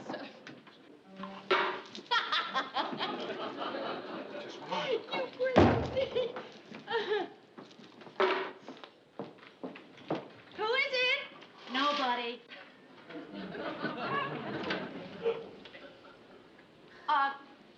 Can I help you? No, I'm fine, thanks. Oh. I thought I heard something hit the door. It was just my head. Your head? Yes, I was leaning back to rest against your door and I misjudged the distance. But don't worry about me, I'm fine. Are you sure? Oh, yeah, positive. Well, Oh, I'm sorry you didn't get to marry that fellow who was going to marry you. Yeah, my daughter wrote me all about it, Mary. you're Rhoda's mother. Oh, for heaven's sake. Wait, she lives right upstairs. Let me help you carry your bag. No, I've already been up there. She isn't home. Well, then, come on in here and wait. I'd like to come in, as a matter of fact. To tell you the truth, I'm sort of curious about your apartment. Huh? Why is that? Well, now I can get to see what Rhoda's place looks like. Oh, well, actually, her place doesn't look at all like this. Yeah, she said your place was twice as nice as hers, so I figured if I lop off 50%, I got it, right? Well, please, come in and sit down. Well, I don't want to inconvenience you. You won't inconvenience me if you sit down. You sure? Yeah, people sit down in here all the time. Practically practically every time somebody comes in that door, they sit down. Rhoda was right. You got a cute personality. So, well, don't let me keep you from doing what you were doing. oh, no, I wasn't doing anything. I'll do it later. Well, I mean, I don't want to inconvenience you. Look, go back to what you were doing. No, It's okay. please, sit down. All right, I'll go back to what I was doing.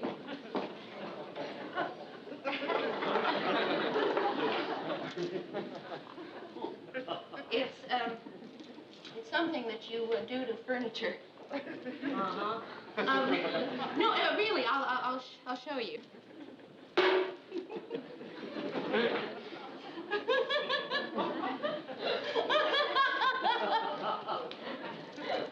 Well, it's nice you have a hobby that makes you happy.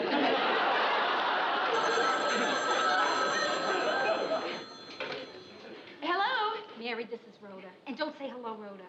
Okay, hi, and why? I want to ask you a question, but I don't want you to answer with a yes or no. Why? Because a lot of yeses and nos would seem suspicious if there's someone there with you.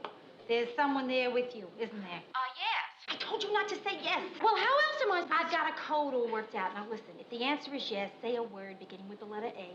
If the answer is no, say a word beginning with the letter B, all right? Is my mother there? Apples. I thought so.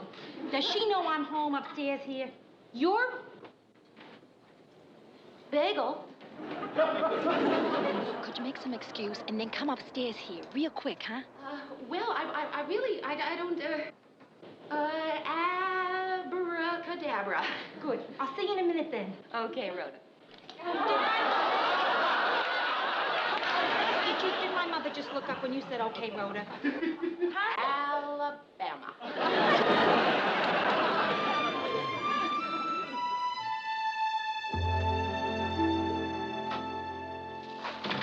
Rhoda, You just come barging into a person's room without knocking on the beads. Rhoda, why don't you want to see your mother? Because I looked out my window and saw her carrying that down the street. She asked me to give it to you. I don't want it, Mary. Your mother comes all the way from New York to bring you a present, and you Don't want it. Right. Mary, I send her $50 a month in New York. You know what she does with it? Buys me gifts. And then she brings them to me. I gotta make her stop doing that kind of stuff, Mare. Rhoda, she probably brings you the presents because she loves you. I love her, too. But she makes me crazy. How? Read the card on that gift. I guarantee you it'll be something that makes me crazy. No one in the world will ever love you as much as I do. That's lovely. To the naked eye, it's lovely.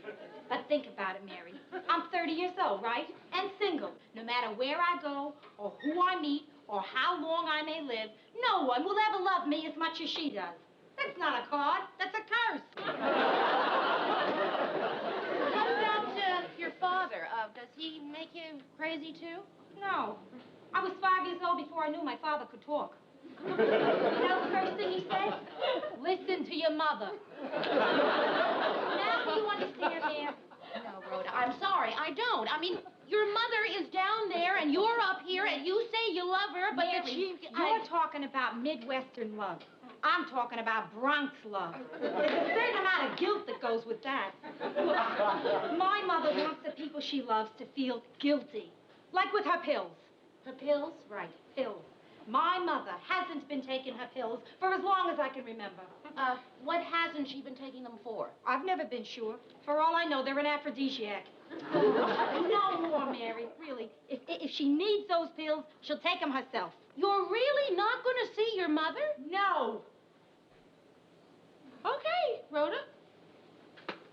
Mary, ask her if she's been taking her pills. Huh?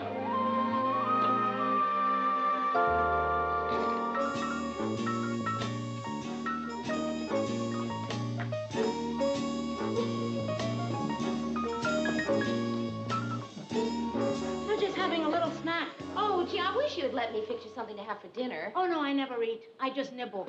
Well, if you're still hungry, there's half a chicken in the refrigerator. Not anymore. That's what I nibble. Mrs. Morgenstern, you take the bed. I just changed the sheets this morning. Oh, where are you going to sleep? Right here. Just push push the two chairs together, makes a pretty good bed. Oh, no, no, no. I can't let you do that. Yes, no. I'll be perfectly comfortable. No, really. I'm putting you out. I'm going to spend the night in a motel. Do you think they'll let me in without a car? Mrs. Morgenstern, you're not putting me out. I found a motel down by the bus station for only $5 a night. But, Mrs. Morgenstern... Oh, I only hope it's clean. But, Mrs. Morgenstern, if it'll make you stay, you can sleep on the chair.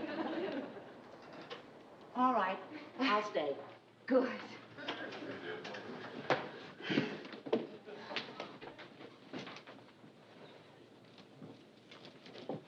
What are you doing? Well, that's what it cost me in that flea bag, so I'm certainly going to pay you. No, Mrs. Morgenstern, I could take your money. Oh, come on. Don't be silly. No, what? For sleeping on my chairs? I want you to have the money. No, Mrs. Morgenstern, I couldn't take it. Well, okay, have it your way.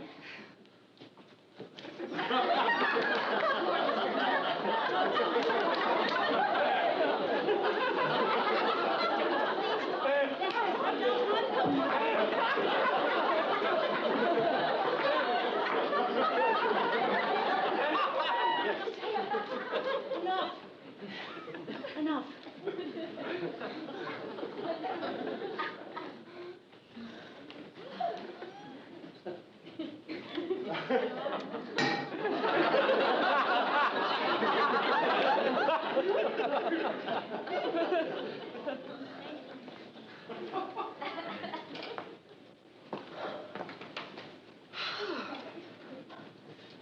Good night, Mrs. Morgenstern. Night. Sleep well. You too. Oh, this is going to kill my back.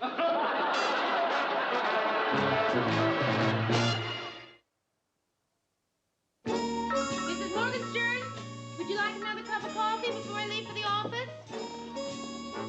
Mrs. Morgenstern? Hello?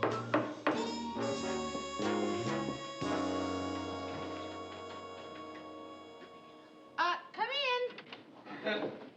Oh, thanks. I'd love some. Where's Ida? Ida? Ida.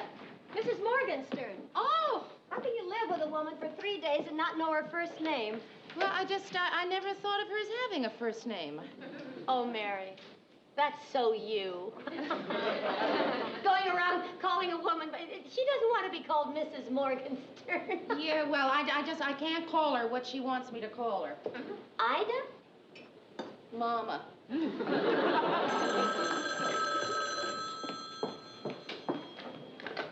Hello? Yes? Who is this? Yes, Mrs. Morgenstern is still living here. No, I don't know when she... Rhoda, is this you? Yes, it is to you, Rhoda, so you can stop using the Italian accent. Rhoda, look, if you're so concerned about your mother, why don't you come down and see her for yourself? I don't know if she's taking her pills. I'm sure if she's supposed to, she's taking them. Goodbye, Rhoda. Oh, Mrs. Morgenstern, where have you been? Out shopping. Hello, Phyllis. Hi, Ida. You were out in the snow wearing just that? Well, I thought if I went rummaging in the closet looking for my coat, I might disturb some of your lovely things. Let me get out of your way.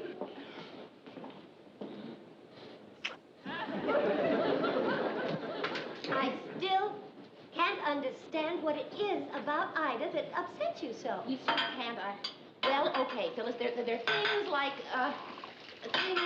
like that. Like what? She's washing the dishes. What's wrong with that? I already washed the dishes.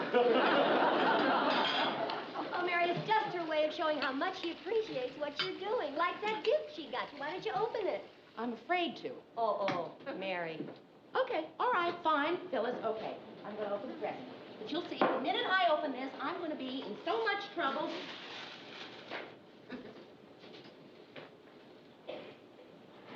Now, don't you feel a little ridiculous? I feel a lot ridiculous. Well, I'm glad I could help you, Mary. Bye, Ida. I'm just... Mrs. Morgenstern, I really like the scarves. Oh, you really like them? Oh, yes, I love them. Well, it's nice of you to say that anyway. No, I'm not just saying that, Mrs. Morgenstern. I really love these scarves. Well, No, really, look, I'm gonna wear one. Look, I'll wear it to work. Hey, the color is absolutely perfect, huh? How about that? I'm sorry you don't like the other one. Mrs. Morgenstern, did you take your pills today? Mama.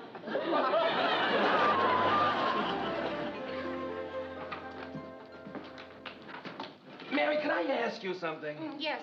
Why are you wearing 2 scarves today? It just seemed like a good idea at the time. Mary, did you get that list I asked for? What list? A film. What film? For the special we're doing tomorrow night. And don't say what's special. I won't. But you want to, right? Did I just go? Yes, you did. That's what I thought. When I go, it's a pretty good sign my blood pressure is getting up there. My doctor says I've got to learn to relax or give up drinking. So I'm going to learn to relax. Right now. Murray, What? what special are we doing? It's called Is Air Pollution Really So Bad? Could you tell me what kind of a television station does a special favoring air pollution? Well, one when the chairman of the board owns a smelting plant. Yes, Ted. Could I have that new insignia? This one's... Oh, Ted, I'm sorry. I left it at home. Well, you better go home and get it. Well, I'll tell you, I'll bring it in tomorrow, Ted. I'm so busy today. I can't go on tonight without that insignia. Well, all right, I've got somebody staying with me. I'll call and see if she can bring it over.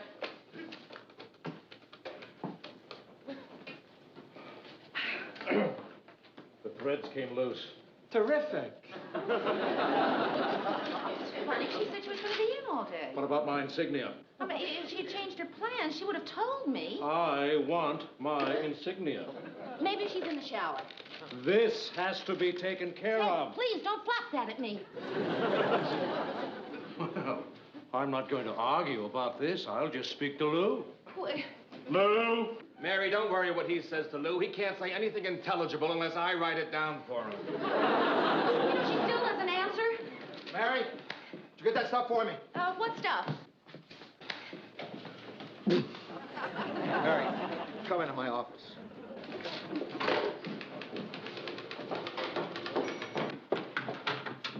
Mr. Grant, I know what you want to see me about. I know what Ted told you. I was supposed to bring in his WJM insignia today, and I forgot. I left it at home, so I called my friend's mother, who was staying with me, to see if she would bring it over, and she wasn't at home, which has me a little upset because she would... You know what's got me really upset? I have no idea. I just sounded nuts. Sit down.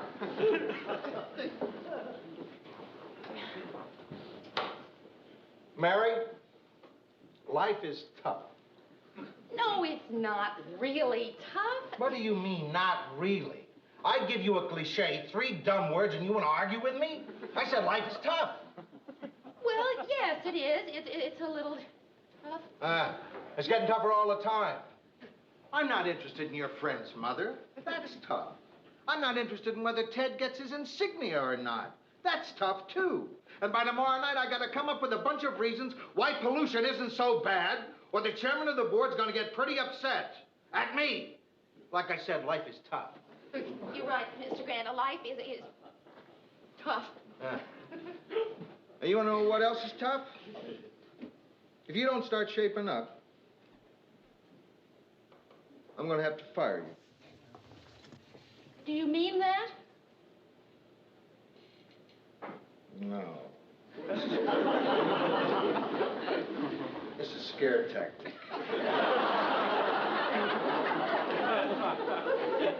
But I'll tell you what I do mean. For the last few days, you've been doing a rotten job around here. Oh, Mr. Grant, I know. For the last couple of days, I've been just a little off. No. Not a little off. Rotten. There's 2 things I'm trying to get through to you. Life is tough, and you've been rotten.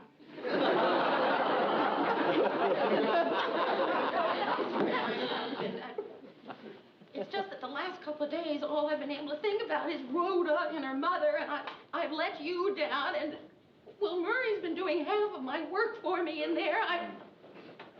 last couple of days, I've been just rotten. Well, look, you've been a little off, that's all. I've been rotten.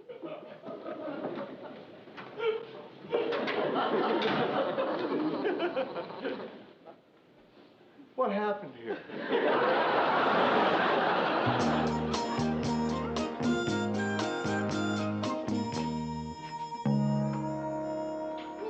Morgenstern, where have you been? I've been calling all day. Oh, well, I've been right here. Now, don't get excited. You didn't miss any messages.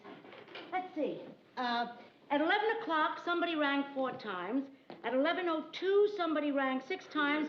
And at 2:15, somebody rang 14 times.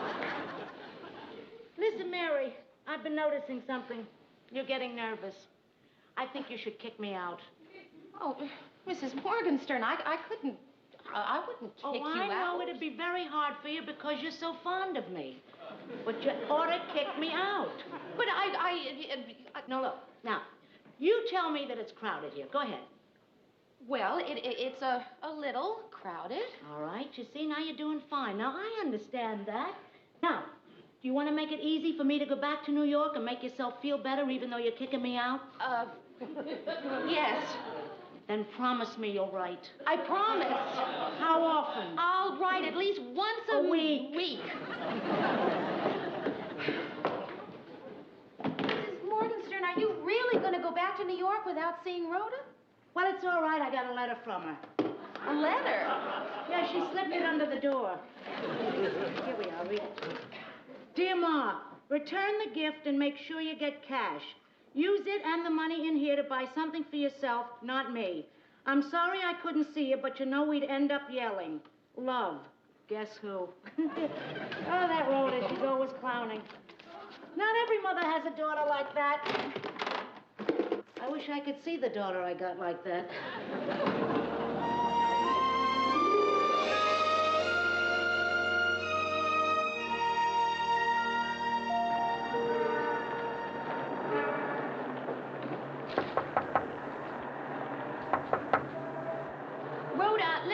I've got to talk to you.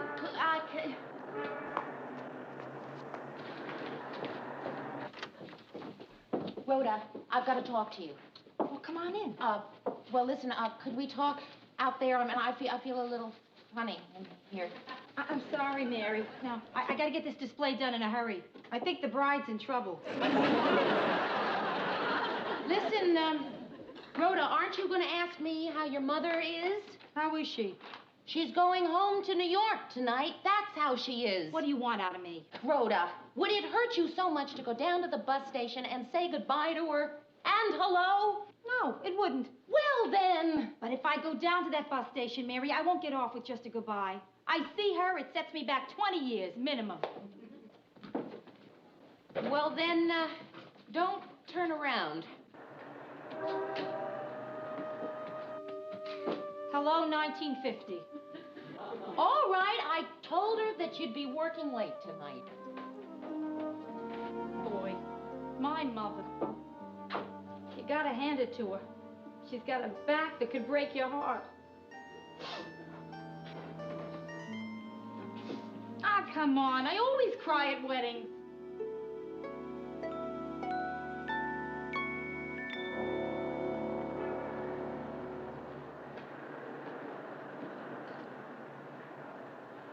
Hi.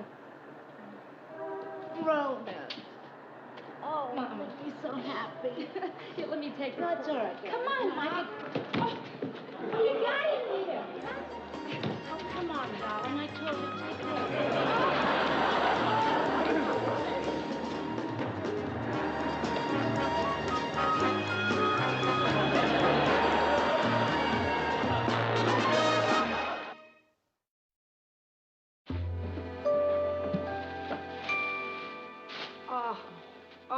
It's the greatest coat I ever saw. Now, let's return it. Just try it on, will you? Try it on, Mama. You take the money I send you and you buy me a coat like this. It's ridiculous. This must have cost what? Hey, you still leave the price tags in your gifts, don't you? Yeah, here. Read it. Rhoda, you're not supposed to ask how much a present Will you read it? $495. Ma!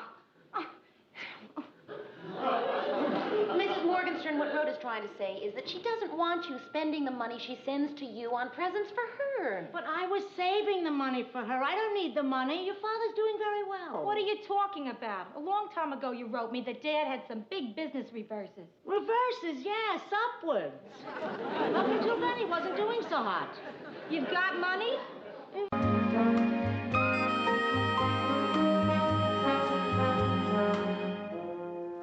Mary, come in here and help me look. It's not on my desk. I'm sure that I left it in here. Well, I can't find it, and I need it right now.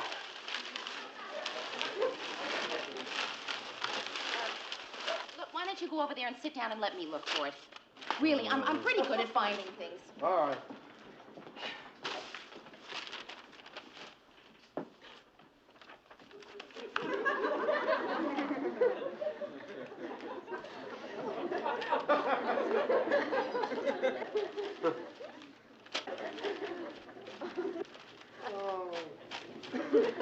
That's not the way to look.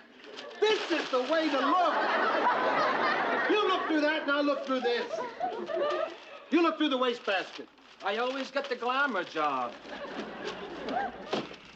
When did you last see it? See what? Whatever it is we're looking for.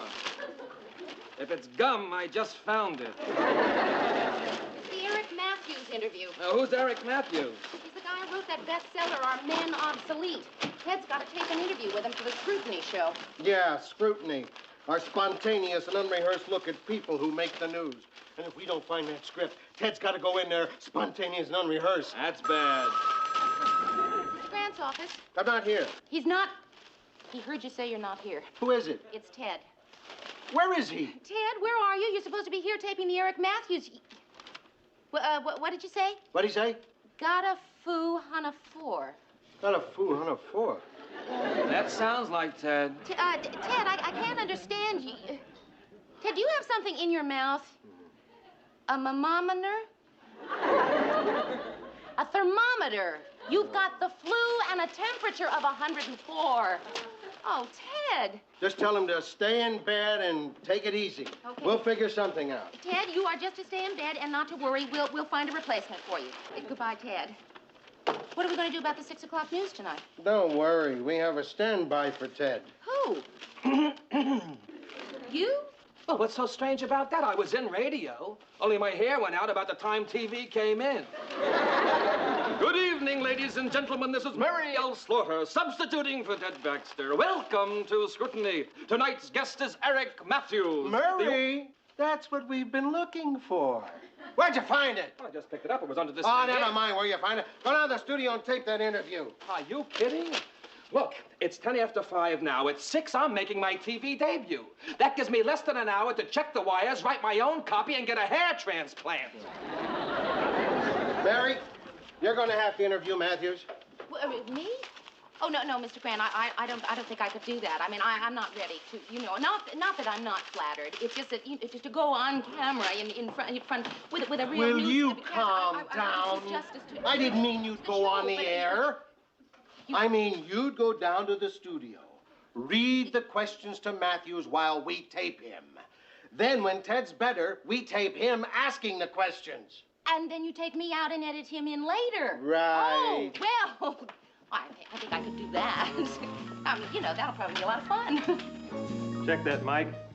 Harry, we'll start camera 2 on Matthews. Hi, Tom. They told you I'd be substituting for Ted, Right, why don't you sit down so we can line you up? Okay. What camera 3 on Mary? Excuse me. We'll tape in 2 minutes, Mary. All right, fellas, let's go. Mr. Matthews? Where am I? You're in the studio. Yeah, what city? Minneapolis. Oh, well, thank you. Hi. Yeah, I'm sorry. I've been on this tour promoting my book so long that all the cities are running together. Oh, really? Yeah. Well, like, for instance, the other day I was sitting in my hotel room in Newark, looking out the window at the beautiful view. And I realized that if it was a beautiful view, it couldn't be newer. It must really be exhausting. Oh, yeah. 18 cities in 24 days, you know. Being interviewed by guys who've never read the book, whose first question is always... Will you tell us about your book? Right. Yeah. And then I bet they ask you, what gave you the idea to write it? Yeah, inane questions like that. It's awful. Well, that takes care of the first two questions I was going to ask you. Oh, well, on the other hand, the questions are rather good. It's just my answers are dumb, right? Ted? Oh, no, that's not my Ted. I mean, I'm not Ted Baxter. Oh, no. But you knew that already, didn't you? Figured, you know. I'm Mary Richards. I'm the associate producer on the show. You see, Ted is sick. So what we're going to do is I will ask you the questions that he would have asked you, and then later they'll take me out and edit him in. Oh, gee, I'm sorry Ted's sick. We were supposed to go out afterwards. I got an idea, though. Why don't I take you out afterwards and we can edit Ted in later? And my prayers. How about dinner? We'll talk about that later. Okay. And cue. Good evening, and welcome to Scrutiny. I'm Ted Baxter. And tonight, have you written any other books? Yeah, 3 others, but they didn't do too well. Why did this book do so well and the others didn't? Well, in the first place, this one got published. Well, hey, can you tell me, when did you first begin to think that Are Men Obsolete was going to be a bestseller? When I saw that they'd put a picture of a naked lady on the cover. Well, I see our time is up. Our thanks to Eric Matthews. This is Ted Baxter. And we'll be back next week with Scrutiny. Wait a minute. I'd like to ask you a question, if I may. You never said when we were going to go to dinner. Well, we'll talk about that later. When? Over dinner. And cut. Tom, I'm sorry about this last part. Don't worry about it, Mary. It's only tape. We'll just cut it out later. Okay, fellas, it's a wrap. Okay, Mary, where should we go for dinner? Well, I know of a cute little place that's,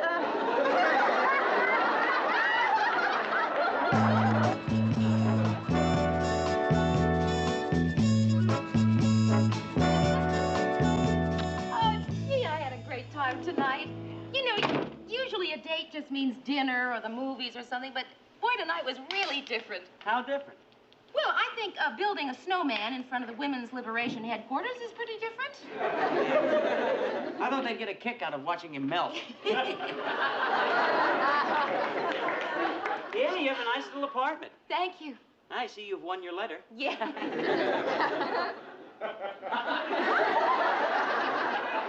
Would you like some coffee? Oh, no, thanks.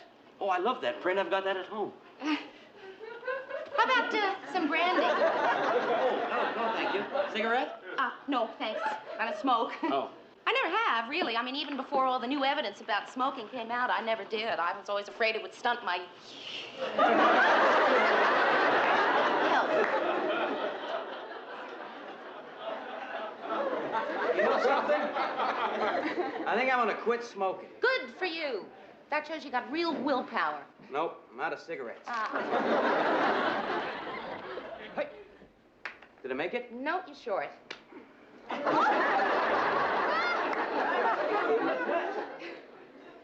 Gee, tonight was great, Eric. The whole evening. The dinner, the snowman, the art museum. Yeah, you got a nice collection in this town. Yeah. Matisse, Van Gogh. Yeah, my favorite artist, Toulouse-Lautrec.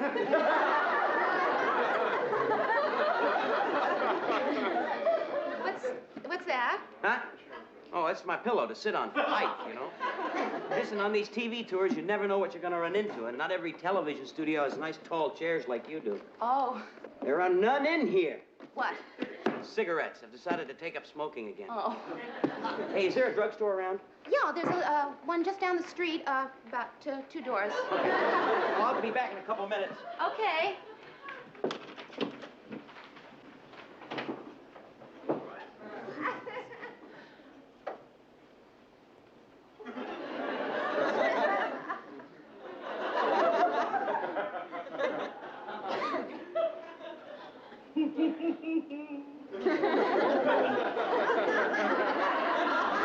Where's Harpo and Chico? I was just, walking funny. Just, I've been walking funny all night. I don't know what's gotten into me. Where you been, Mayor? Out on a date. Oh, how was it? Well, I don't know. It's not over yet. I don't know how to break it to you, but you're all alone. Yeah, well, he's going to be back any second. Oh. And, Rhoda, as long as you're here, could I ask you a big favor? Sure, what? Please go. Can I meet him? No. Why? Is he somebody I'm going out with? Now, Mary, you don't have to sneak around behind my back. Rhoda, would you just listen? Mary, please. Do I have to sit here and figure out what's wrong with this guy? Are you going to tell me why you don't want me to meet him? All right, I'll tell you why I don't want you to meet him. It's because of this. I understand.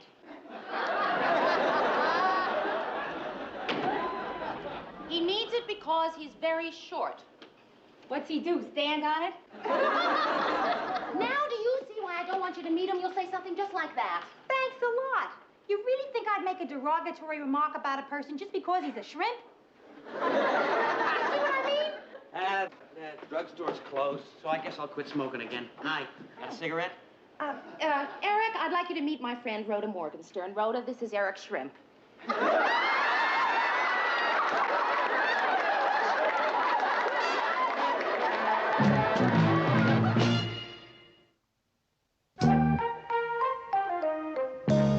Oh, good one, Mary. Just put the eye makeup on your mouth. That's because you're upset. You know how I know you're upset? Not because you put eye makeup on your mouth. It's because you're talking to yourself. Want to watch that, kid? Hi. Hi. How'd it go last night? Oh, Rhoda, I don't know what's the matter with me. Eric is intelligent, he's funny, he's good-looking. And short. Very short. And you know what I am? I found out something about myself last night that's pretty upsetting. I'm a height bigot. My best friend, a bigot. Right. Why else would I be so hung up about height? You know, the whole time I was out with him last night, I kept telling myself about all his great qualities, and yet all I could think about was... He asked me to go out with him tomorrow night. You know what I did? I lied. I said I was busy just because he's short. My father's short. See? And it didn't bother your mother, did it? Bother her? She's the one who made him short. He was over 6 feet when they got married. Okay, Rhoda, go ahead. Joke about it if you want, but I just don't think I can. I don't think it's funny to be a bigot. I'm going to do something about it right now. Hey, I don't think you can turn yourself into that. Eric Matthews, please. I'm going to go out with him, and I am going to wear high heels. I am going to stand up straight, and I'm not going to be self-conscious about being taller than he is. I hope he takes me dancing. Hello, Eric? And so, ladies and gentlemen, until tomorrow, this is Mary L. Slaughter substituting for Ted Baxter, saying good news and good night.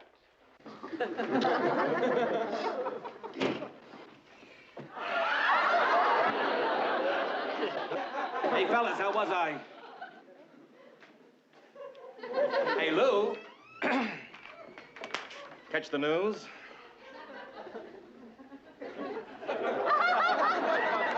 Uh-huh. How'd I do? Well, you know me, Murray. I don't go around passing out idle compliments. I wouldn't say you were great if I didn't think so.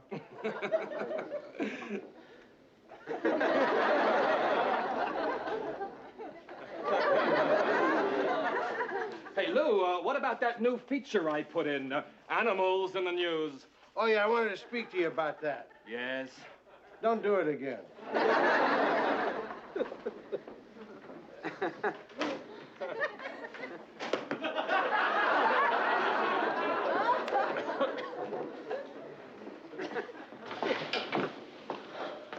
Hey, Mary, when the people found out I was doing the news for Ted, we got a lot of calls, right? Well, one. One call. Well, who was it? It was Ted calling to find out if he had a lot of calls because he wasn't here. Keep up the fair work, Murray. Hey, Lou, look, I want to talk to you about that animal feature, Lou. Hi, Mary. Hi, Eric. I'll be right with you. Sorry I'm late, but I picked up this jacket today, and I had to wait for them to take the emblem off the pocket. Oh, it's beautiful. Thanks. Where'd you get it? Robertson's? Oh, they have a marvelous men's shop. Yeah? I got this at the boys' department. Well, where are we going tonight? The Stop and Save. Well, that's a supermarket, isn't Right. it? You are talking to the world's greatest cook. Oh? And I wanted to watch that interview we did on the tube tonight, so I figured I'd cook dinner for you at your place. Sounds marvelous. All right, let's go.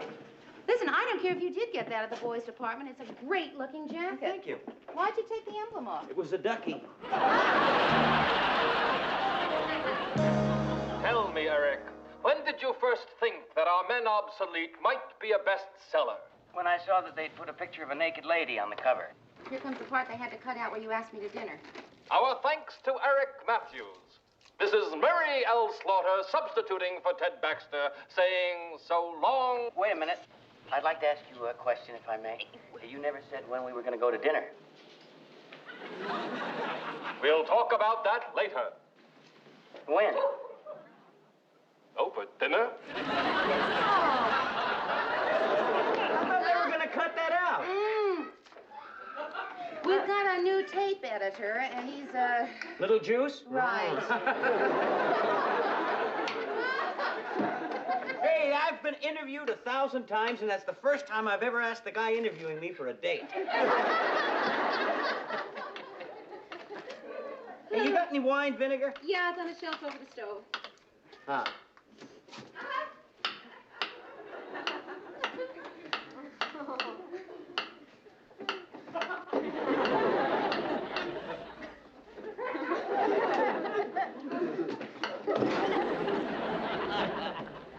Could you give me a hand, Mary? Oh, sure.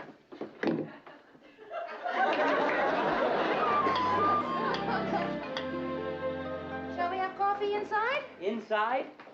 Yeah, well, you see, in a one-room apartment, we call this area the inside. Yeah. Oh, that must be the outside. No, that's the dining room. Cream and sugar? Yeah. No, thanks. No, I'll take without tonight.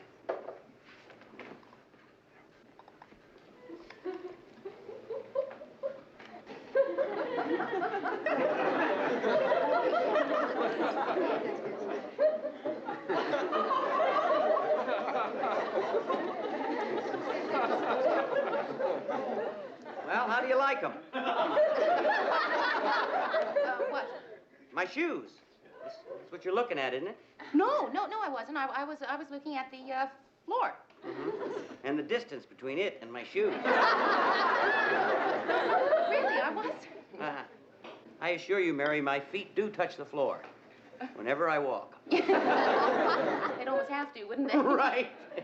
I really have to talk to you, Mary, about something. The fact that I'm shorter than you really bothers you, doesn't it? No, it doesn't. No, you're not self-conscious about my height? No, Eric, I'm not. I mean, when you and I are together, I'm not self-conscious about your height. I'm self-conscious about my height. I mean, if I were an even 5 feet instead of 5'6". Honey, you're more than 5'6". All right. Okay, I'm 5'7". So I'm an inch or two taller than you are. You're 4 inches taller than I am. Does it bother you? What bothered me? That you're 1 to 4 inches shorter than I am? Honey, I made my peace with that years ago, and they asked me to play Doc in the school play. I thought they were doing Mr. Roberts, but they were really doing Snow White. You know, that's really fantastic to be able to kid yourself like that. Hey, if you like the author, you'll love the book. The book? Yeah, my new manuscript. I was waiting for a title before I sent it to my publisher, and you gave it to me. Toulouse-Lautrec is one of my favorite artists. I didn't think you heard me say that. Well, anyway, you named the book. Now I'd like you to read it. You mean right now? Yeah. Okay. You dedicated it to me. I thought it was appropriate.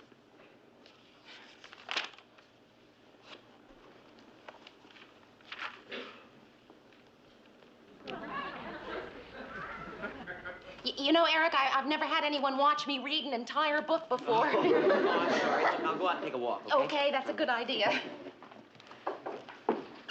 Hey, you don't have to walk me to the door. Listen, you're wasting valuable reading time. Right.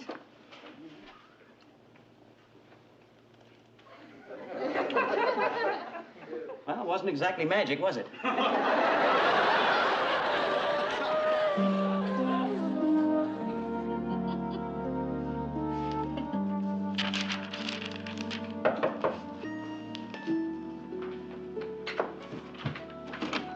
I just love... Who do you just love? I thought thought you were Eric. You just love Eric? Yeah, no, I love his new book. His new book? Yeah, look at that. Mary, he dedicated it to you. Yeah. That's as good as a proposal, kid. Oh, come on. How can I describe how I feel about you, my best friend, getting married? Rhoda, I am not... Sort of a mixture of envy and hostility. But incidentally, I'm happy for you, too. Rhoda, will you listen Mary, to me? you listen to me. Now, about your reception, here's the plan. When you go to throw your bouquet, you fade back like you're going to throw it to the back of the room.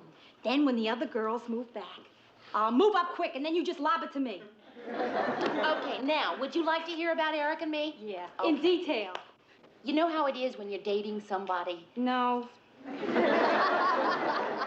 You know how it is when you tell yourself that despite all the evidence to the contrary, that you are really just good friends? Yeah. Well, that's the way it is with Eric and me. We are just good friends. When you're single and 30, there are no men friends. They're either fiancés or rejects. Oh.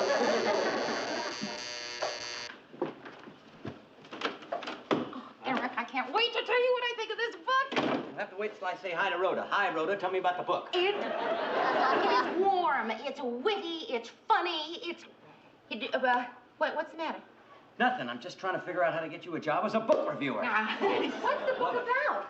It's all about being short. Mary, couldn't you be a little more delicate? I mean, he's got feelings too, you know. But no, Rhoda, that is the whole point. That is exactly my point. My point is that everybody feels left out. They're stuck with something like shortness. Yeah, like some people, shortness is tallness. What? Well, you'd have to read the... Tell her about it, Eric. Did you get to the high school part? No, not yet. Let's talk about that high school part. I don't usually like to throw this around, but I happen to be a high school graduate. You know what I'm talking about. Here is my theory. Now, in every high school, there is a guy who is captain of the football team, right? Yeah. Uh-huh. He is also student body president. Yes, right? of course, right. always. Now, he's going with this girl who is head cheerleader. She's also most popular, right? And she's also senior class secretary, right? Yes. Okay, now these two people are deliriously happy. Now, in every high school in the country, there are two happy people and everybody else is miserable. Right. Yeah, it's like being short, right? Right. I've got a confession here. When I was in high school, I had a problem like shortness. Try and guess what it was. You were a fat kid. That's close, Shorty. Do you know what it's like for a girl to be overweight? You know what it's like for a guy to be underheight? It's like at all the jobs nobody else wanted. Science editor of the school newspaper. Business manager of the yearbook. Ah, what were you, Mary? Why don't I just heat up some coffee? Mary! I'd really rather not say. Come on, it can't be that bad. It's worse. I was head cheerleader. And most popular. Oh, Eric, I'm so glad you're here. She does this to me all the time. She tries to make me feel guilty for having been happy in high school. You're the first person I ever met who could handle her. That's her subtle Midwestern way of saying she thinks we're meant for each other. Okay, let's see if we are. I was assistant equipment manager for the wrestling team. What kind of equipment do they have? Very little. I played the bass drum in the marching band. You think that's bad? I couldn't get a date to go to the senior prom. Did you get asked? Yes. Aha! 4 years after I graduated. Hey, what did you get for a graduation gift? Socks. I got a belt buckle. Mary, what did you get? Oh, a car. What? A car. Ooh. No, wait a minute. It was an old car. It was secondhand. One of the doors wouldn't even open. Did it run? Yes. No, but these eyes? It was a Hudson. A brown Hudson. Oh.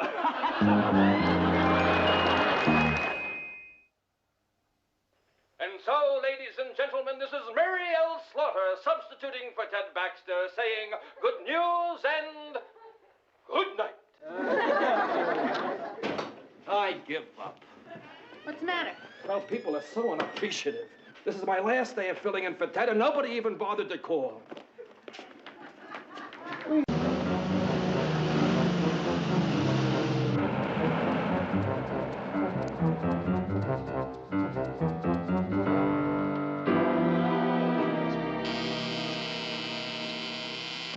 Yeah. Okay, Murray, I'll turn it on. This is Ted Baxter. Be with me tonight at WJM election headquarters when this reporter and his team of political experts are the first to predict a winner in the Minneapolis city election. My comprehensive analysis will begin at 7:30, right after the Three Stooges. Come in. I can't. Sorry, Mr. Grant. My hands were full. Mary, can I ask you a personal question? Yes, sure. What did you knock with? Oh, with my... Uh-huh. Mr. Grant, Murray and I dug up some fantastic facts for the election show tonight. And we thought that if you liked them, we could put them on cue cards in case Ted Baxter runs out of things to say. Good. Baxter usually runs out sometime after good evening, ladies and gentlemen. Sometimes after good evening, ladies. Mary, when somebody does a terrific job, I believe in letting them know it. Good work, Mary. Mary, I want you to be in charge out there on the floor tonight. You want me to be in charge? But that's your job. No, my job is telling you what your job is. Oh, but Look, if it's a question of extra money... No, it's not a question of money. Good, because there isn't any. Mr. Grant, you don't seem to understand. In order to be in charge, you have to be able to exert authority, and I've never been any good at that. You can do it. No, I can't. You could do it, but see, if I were you right now, I'd probably be saying, Mary, I'm in sort of a little bind right now, and if you don't mind... Look, I don't want to talk about it. You're doing it. You see, there it is. That's it. Start by telling the crew to take a half-hour dinner break. A half hour?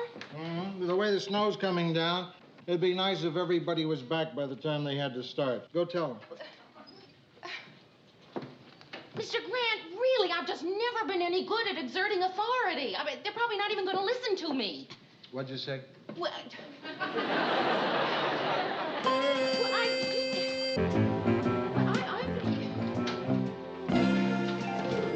I'll find out for you right now. Harry, where do you want camera 2? Have him on the tote board. I want you on the board. Excuse me, do you have a minute? No, let me check Baxter's up. Over here, Murray. No, it's okay. Take time. It's fine. Good evening, ladies and gentlemen. I'm Ted Baxter. Welcome to WJM's continuous election night coverage. And remember, we'll stay on the air until the winner is declared. Take off glasses, look concerned. Baxter told me to put that stage direction in there. Take it out. Oh, come on, Merle. Leave it in. That's the way I remember my motivation. I don't mind you remembering your motivation. It just frosts me when you read it over the air like you did last night. Mississippi River rises, thousands flee homes. Take off glasses, look concerned. Oh, I can explain that. You see, when I took off my glasses to look concerned, I forgot my place on the cue card. Hi, Mayor. Hi, Ted. Tom, could you take this material that I've marked and put it on cue cards for Ted? Who okayed this material? Well, I did. Well, what about Lou? Well, I'm sort of in charge of the show tonight. You're in what? Charge. That's dinner break. Take an hour. Could I have your attention, please? Everybody, would you all just gather around? Please, could I have your attention, Hey, everybody. please? What's your name, honey? Mary. Mary, what's your attention? Oh, thank you. I have an important announcement to make.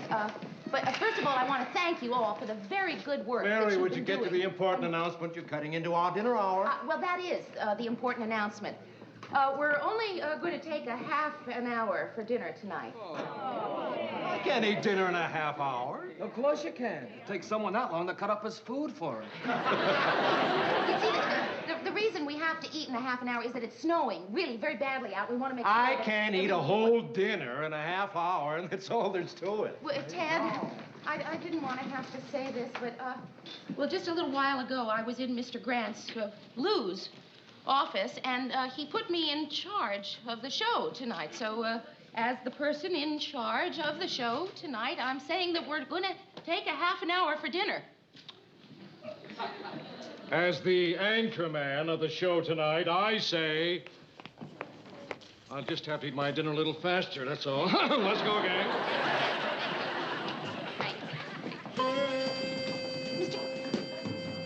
How's it going? Well, they're not, you know, I mean,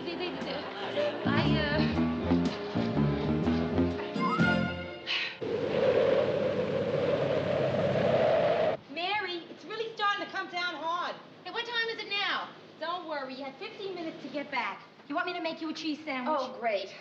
Okay.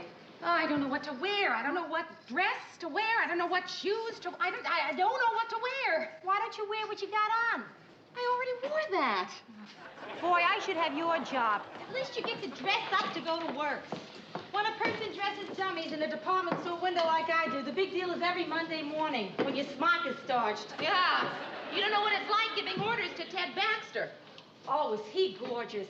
Most people on TV are so phony, but that's Ted Baxter. When he takes off his glasses and looks concerned, oh, fantastic. Rhoda, can you get that for me? I'm not dressed. Mary, I'm making a sandwich here. Besides, it's probably for you. That's it. Wear the fur dress. Goes great with the fur shoes. Hello? Yeah? Oh, no. Oh, that is a problem. Wait, no, listen, it's nobody's fault. Sometimes, no matter how many precautions you take, these things just happen. Who's having the baby? Bye-bye. That was the employment agency. Our extra girls refused to come to work in the blizzard. Yeah? What were they supposed to do? Well, just answer the phones. I can answer phones. And look good on television. I can answer phones.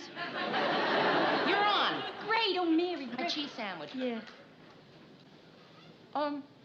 How is it possible to make a bad cheese sandwich? Well, you were out of cheese, so I used yogurt.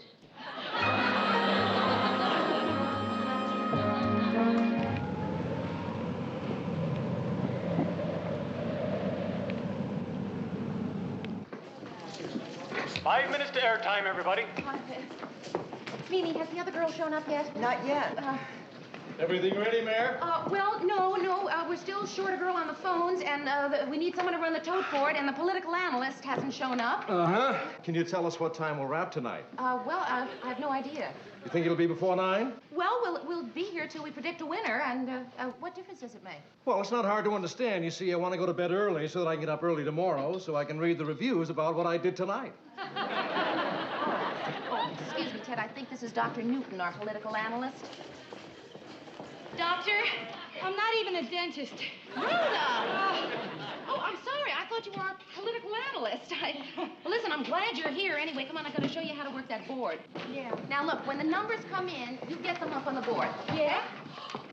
Right on camera behind Ted Baxter? Oh. How's this, Mary? Is this okay? Yes, it's wonderful, but you're going to have to do it in back of the board.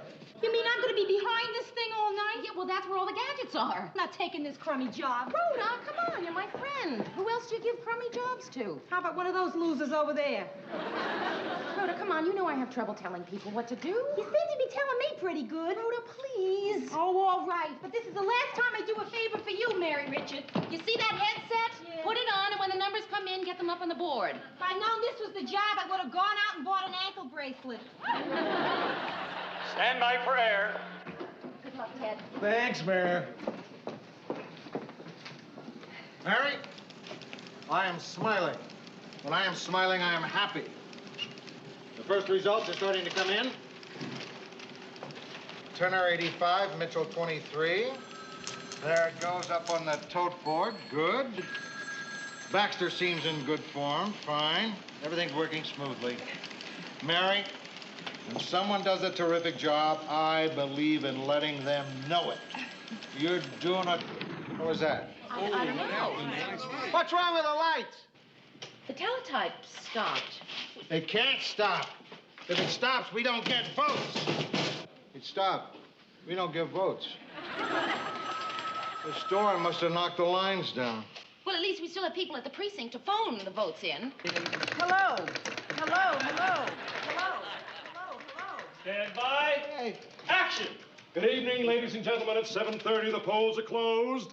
And I'm Ted Baxter. Welcome to WJM's continuous election night coverage. And remember, we'll be on the air with minute-by-minute returns until a winner is declared. We're in for an exciting evening here at WJM.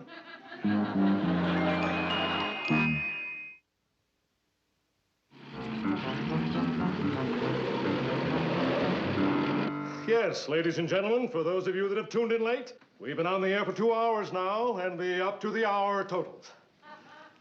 Turner, 85, Mitchell, 23. And the tension is mounting. Oh, a commercial, good. We'll be back with more election results, I hope, right after this commercial. And cut! I can't take it anymore.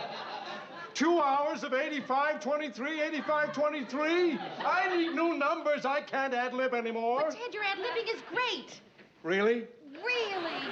Yes, just fine. Fine. Look, a couple of small points. I mean, hardly worth mentioning, but, do you think it's right on the election show to do impressions of Humphrey Bogart? That's all you know. I was doing Jimmy Cagney. I'm not going back out there alone.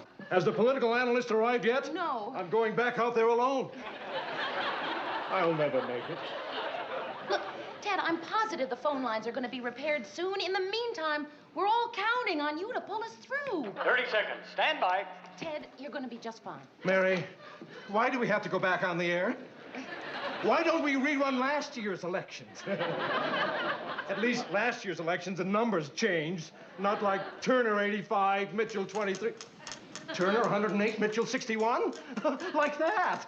Turner 112, Mitchell 74. Yes, the board's working. Don't stop me now, I'm rolling. Turner 136, Mitchell 114. Hold it, just Rhoda, you're leaning on that switch. Hi, Mary.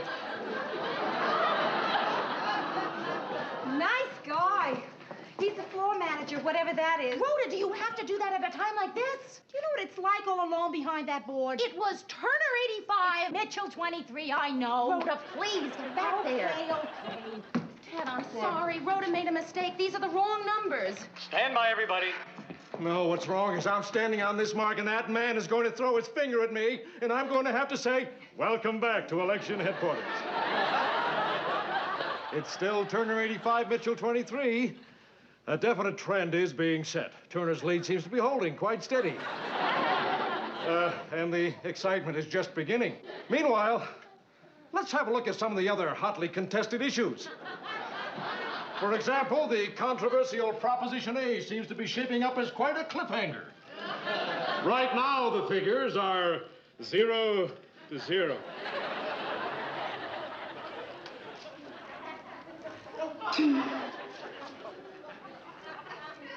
Have you ever wondered what the letters WJM stood for?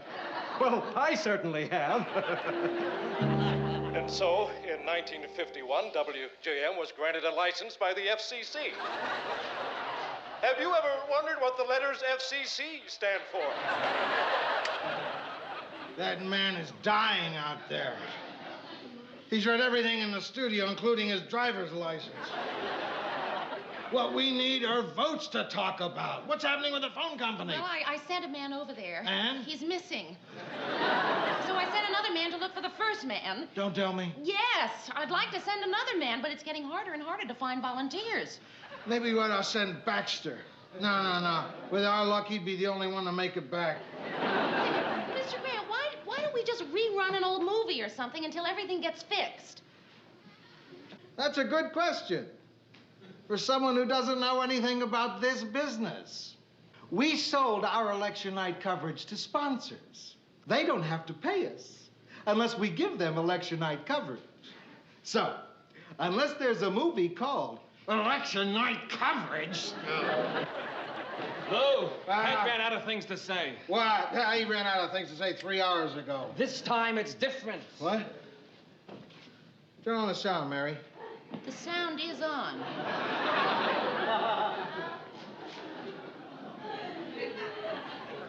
Oh, this is different. What's he doing out there? Breathing. I don't believe I've ever seen that before. Murray, get into commercial fast. Right. That settles it.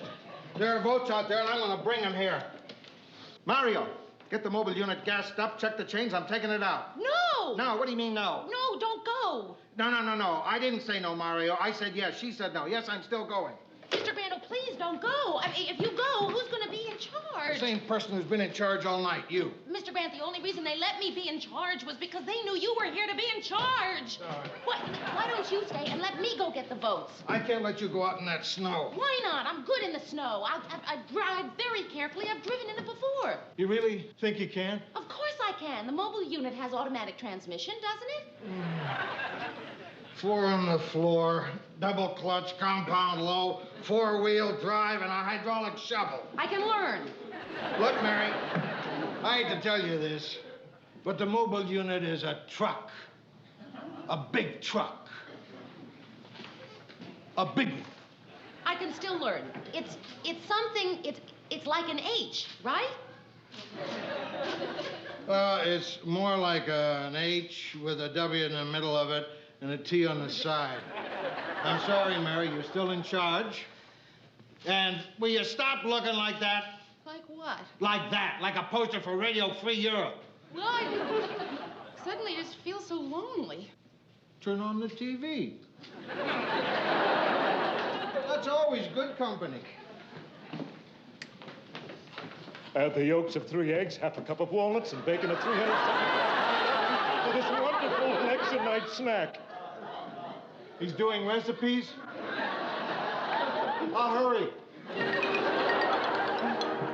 Yes, ladies and gentlemen, it's still Turner 85, Mitchell 23. But I'm sure our phone lines will be repaired soon, and we'll have some new results. With luck, maybe right after this next commercial. And cut! Ted, are you all right? You're doing this to me. Ted, I'm going to find you some help. Murray, he needs somebody to talk to. And don't look at me. I don't even talk to him at parties. Who are we going to get? But what about him? He's already in makeup. Oh, thank heaven, that must be the political analyst. Doctor? Father. Dr. Father? Father Flint. Oh, well, I'm very pleased to meet you. I wasn't expecting to meet a priest. It's my turn to do sermonette. Oh, Father, we're having a little trouble here. I know. I haven't seen a man suffer like that since Joe. Would you consider going on with him? Oh, I'd be delighted. I've always wanted to do a talk show. Thank you, Father. Ted, we've got some help. What's he doing here? Do I look that bad? Relax, my dear boy. You're going to be all right. Now, where's my close-up camera? Am I on my mark here? In the chair, Father. All right, coming out of commercial. Stand by. Good luck, Ted. It's going to be fine. And, Father, thank you. Stand by. Action! Back again, ladies and gentlemen. We're fortunate to have an old friend drop by to say hello while our phone lines are being repaired. I'd like you to meet Father... What's your name? Father Flint. Father Flint. Tell me, Padre. Now that I've got you here, there's a question I'm sure our viewers would like answered.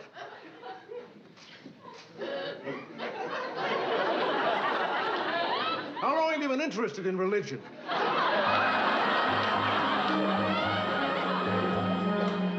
Did you hear the one about the minister and the rabbi and the priest who all decided to play golf one election day? Yes, Father, about a half hour ago. Oh, I see. It's time for another commercial. Ted and I will be right back after this important message. And cut! It's going just fine, Ted. Really fine. I think you're going to have to find someone to take Father Flint's place. No. Poor man, he seemed to have lost a lot of his wind after they sang Danny Boy. Hey, listen, everybody. Channel 3 just predicted Turner a winner and signed off. All we have to do is declare Turner a winner. We can all go home. Hold it, just a minute. What was that? That was, hold it, just a minute. We can't go on with that information. It's not official. It's official enough for me. But, Murray, no, we have an obligation to those people out there. Mary, all those people out there are sleeping. I feel no obligation to sleeping people. Well, I'm sure at least Turner and Mitchell aren't sleeping. It wouldn't be right. It would be dishonest. Oh, is she? Rhoda, I feel very strongly about this. It would be wrong. It wouldn't be so bad. Hey, what more do you need? are coming out of commercial. Stand by. I am going to declare a winner now. No, Ted, look, I know you're dead tired and you want to go home, and we all want to go home, but I just cannot let you make this announcement. I'm going to declare a winner now. Ted, if you declare a winner now, you're fired. Stand by, everybody. And action. Welcome back, gentlemen and ladies. It looks like...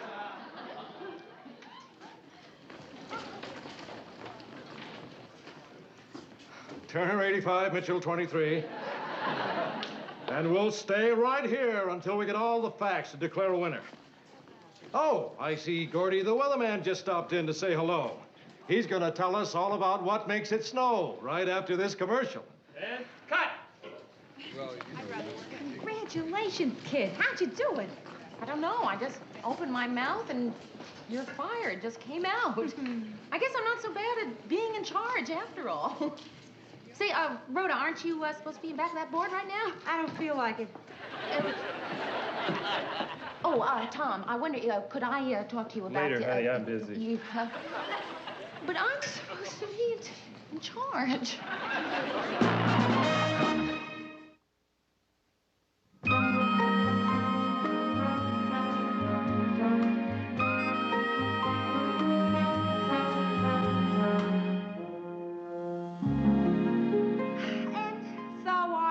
To pack my bags and leave New York City and come here to Minneapolis. People ask me, why Minneapolis? And I replied, why not? Oh, I see it's time for a commercial. Ted and I will be right back after this brief message. And cut.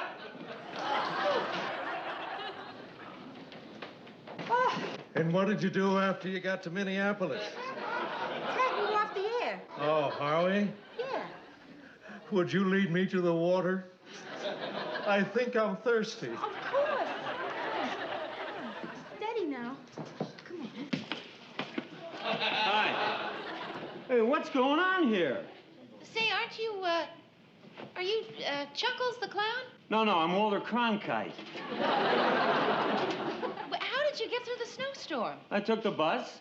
They quit snowing about an hour ago. Listen, I don't know. How come you're still on the air? I have to go on in about a half an hour, you know. Well, we're waiting for the election returns. Election? Haven't you heard? We haven't heard anything. Oh, for crying out. Mitchell wins it. Turner concedes. Turner, you... Mitchell won it, not Turner. Mm-hmm. Chuckles, listen, Ted is not really in any condition to go on. Would you go on and announce the winner so that we can all go home? Chucka-lucka, bucky-wuck, would I ever? Just point Mr. Camera at me. Coming out of commercial. And action. Hi, boys and girls. Our new mayor is Mr. Mitchell. So let's all give him a really colossal Chuckles the Clown Club cheer. Chuck-a-luck, chuck-a-luck, chuck-a-luck, luck, luck, luck-a-chuck, luck-a-chuck, luck. শুনেন কালকের খেলায় আপনি হারবেন। ও বাবা, confidence দেখছো মেয়ে? যদি না হারছেন তাহলে কিন্তু বললাম এটা দিয়ে আমি আমার হাতে আপনার নাম লিখুন। মানে তো তখনই বুঝবেন যখন এটা দায় আপনার উপর পড়বে। সমস্যা থেকে ওই দিনকা তোরে হাত খরচের লেগা 5,000 টাকা দিয়েছিলাম। আবার টাকা কি গাছে ধরে? আব্বা জান, আপনি তো কত টাকাই কামান, 5,000 টাকা দিলে আপনার কি হয়? আমি আপনার একমাত্র আমার মাইয়া, তো আমার পিছনে খরচ করবেন না, কার পিছনে করবেন? আমার একটা কুর্তি পছন্দ হয়েছে, ওই কুর্তি আমি কিনতে চাই। কুর্তি মূর্তি লেহেঙ্গা ওড়না এসব দিয়ে তো ঘর বইরে গেছে, হাঁটুনের বি জায়গা নাই। মন চায় তোর এগুলা নাইজেরিয়া, বুলগেরিয়া আর উগান্ডায় পাঠাইয়া দিই। আচ্ছা, এত কিছু কিনার দরকার নাকি? কি করতেছেন আব্বা? একটা শখ করছি, শখের দাম লাখ টাকা। শখ যদি না মিটে তাহলে এই জীবন রেখা লাভ কি? আপনি যদি আমার টাকা না দিচ্ছেন তাহলে কিন্তু আমি কয়ে দিলাম, ব্লেড দিয়ে হাত কেটে নাম লেখা ফেলাম। আচ্ছা, ব্লেড দিয়ে এই কুর্তির লেগে হাত কাটানোর দরকার নাই। আমি বাইরে যাওয়ার সময় তোরে টাকা দিয়ে যাবো। থ্যাংক ইউ আব্বা।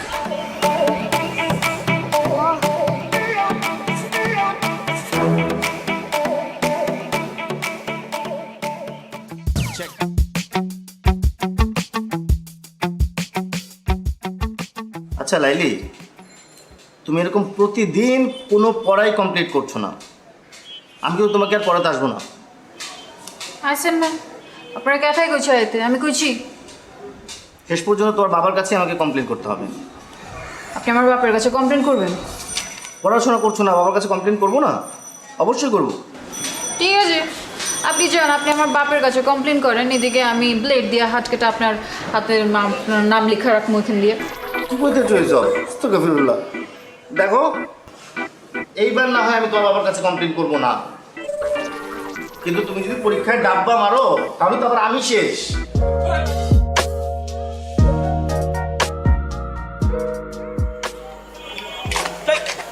ও তুমি ডরাইছেন? ডরাবো কেন? মাগের এরকম আটকা মায়া মনের সামনে চলে আসলে তো একটু চিন্তা লাগেই। আর কালকে আবার তোমার মামার সাথে চ্যালেঞ্জ, বললে আইসো শেষবার মতো চুল দাঁড়িয়ে আশ্রয় আসতে। শুনেন, কালকের খেলায় আপনি হারবেন। বাবা, কনফিডেন্স দেখছো মেয়ে। যদি না হারছেন তাহলে কিন্তু বললাম এটা দিয়ে আমি আমার হাতে আপনার নাম লিখুন। মানে? মানে তো তখনই বুঝবেন যখন এটার দায় আপনার উপর পড়ব। সরেন। আরে ভাই, নাম লিখবা মানে? কি মুসিবতে বললাম, জিততে না পারে এখন 2 নাম্বারই।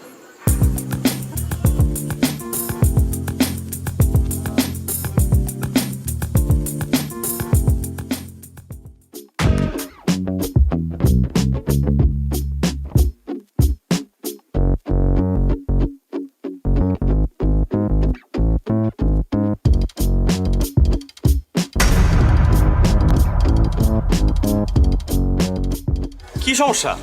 যাই দিতেছো না কেন? সমস্যা আমার না আপনার। আপনি মানুষ না খুনি? মানে? মানে বুঝেন না?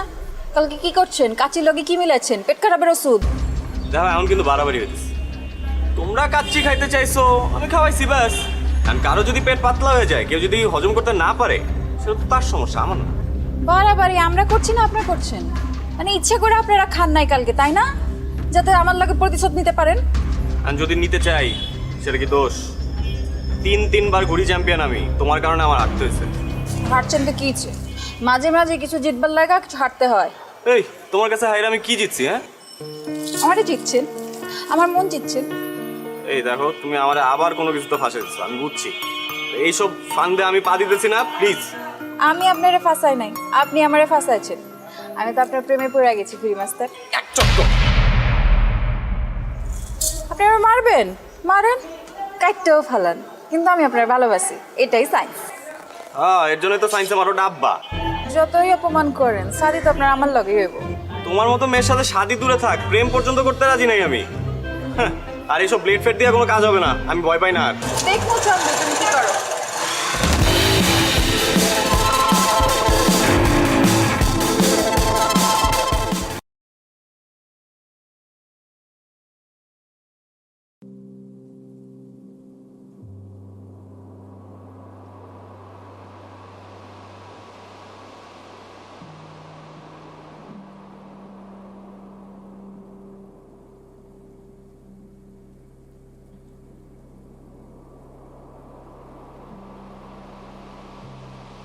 Để xem cái này rất là ngang.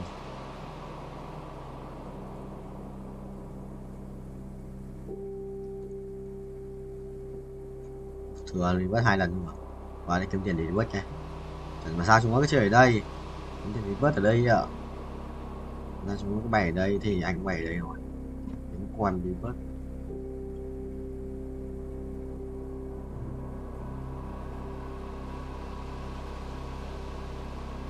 Rồi, ra khỏi xe.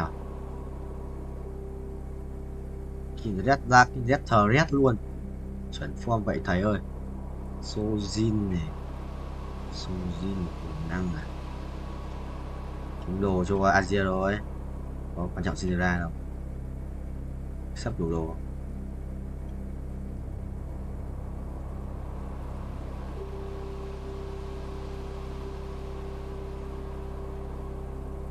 Mình chia lên.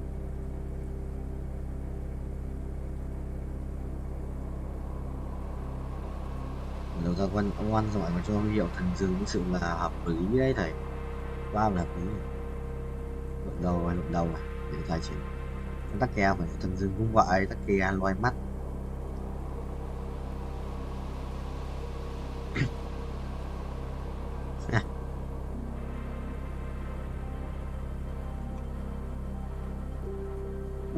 Lắc đi à? Lắc đi ra sau.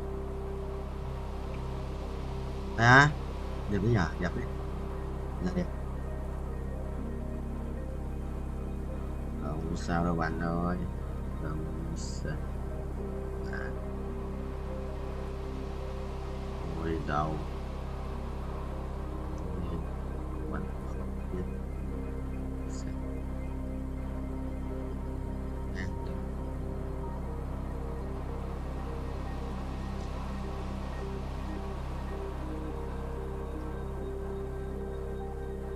Phải nhanh phải nhất, phải nhất mà.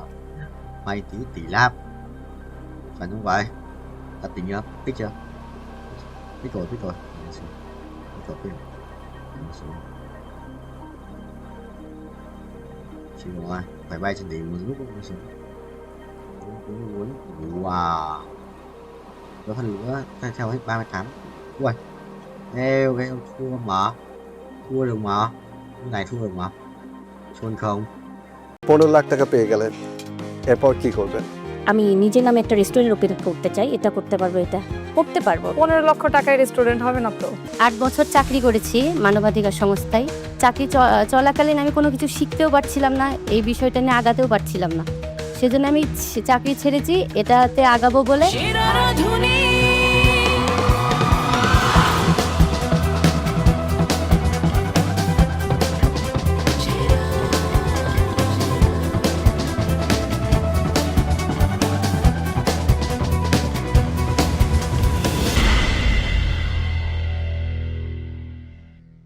আমার রেসিপির নাম হলো ভেলভেটি কোকোয়া ক্রেভিং।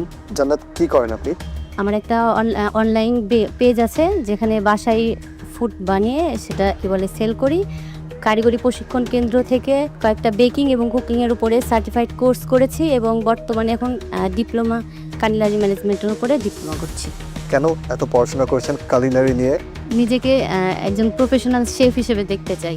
যখন প্রফেশনাল শেফ হয়ে যাবেন, আমি last 7 বছর ঈদে কখনো ছুটি নেইনি। সো ঈদ কমপ্লিটলি গন, হলিডেজ কমপ্লিটলি গন। ফ্যামিলি এটা রাজি হবে? ফ্যামিলি মানবে? আমি 8 বছর চাকরি করেছি মানবাধিকার সংস্থায়। চাকরি চলাকালীন আমি কোনো কিছু শিখতেও পারছিলাম না, এই বিষয়টা নিয়ে আগাতেও পারছিলাম না। সেজন্য আমি চাকরি ছেড়েছি, এটাতে আগাবো বলে। আর চাকরি যখন করেছি তখন আমার ছেলেকে আমার মা, আমার বোন ওরা হলো কি দেখাশোনা করেছে। আপনার কেন মনে হচ্ছে যে সেরা রাঁধুনি সেই প্ল্যাটফর্ম যেটা আপনাকে শেফ হতে সাহায্য করবে? যারা এই কালিনারি জগতে আসতে চায় তাদের জন্য একটা সেরা প্ল্যাটফর্ম হলো সেরা রাঁধুনি।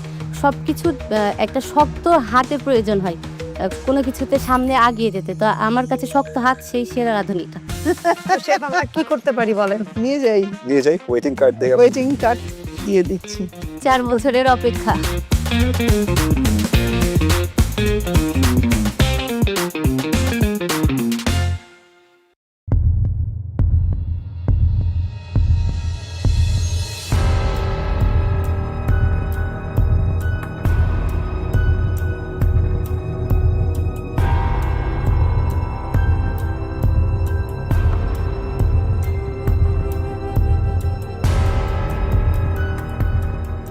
কি নাম তোমার?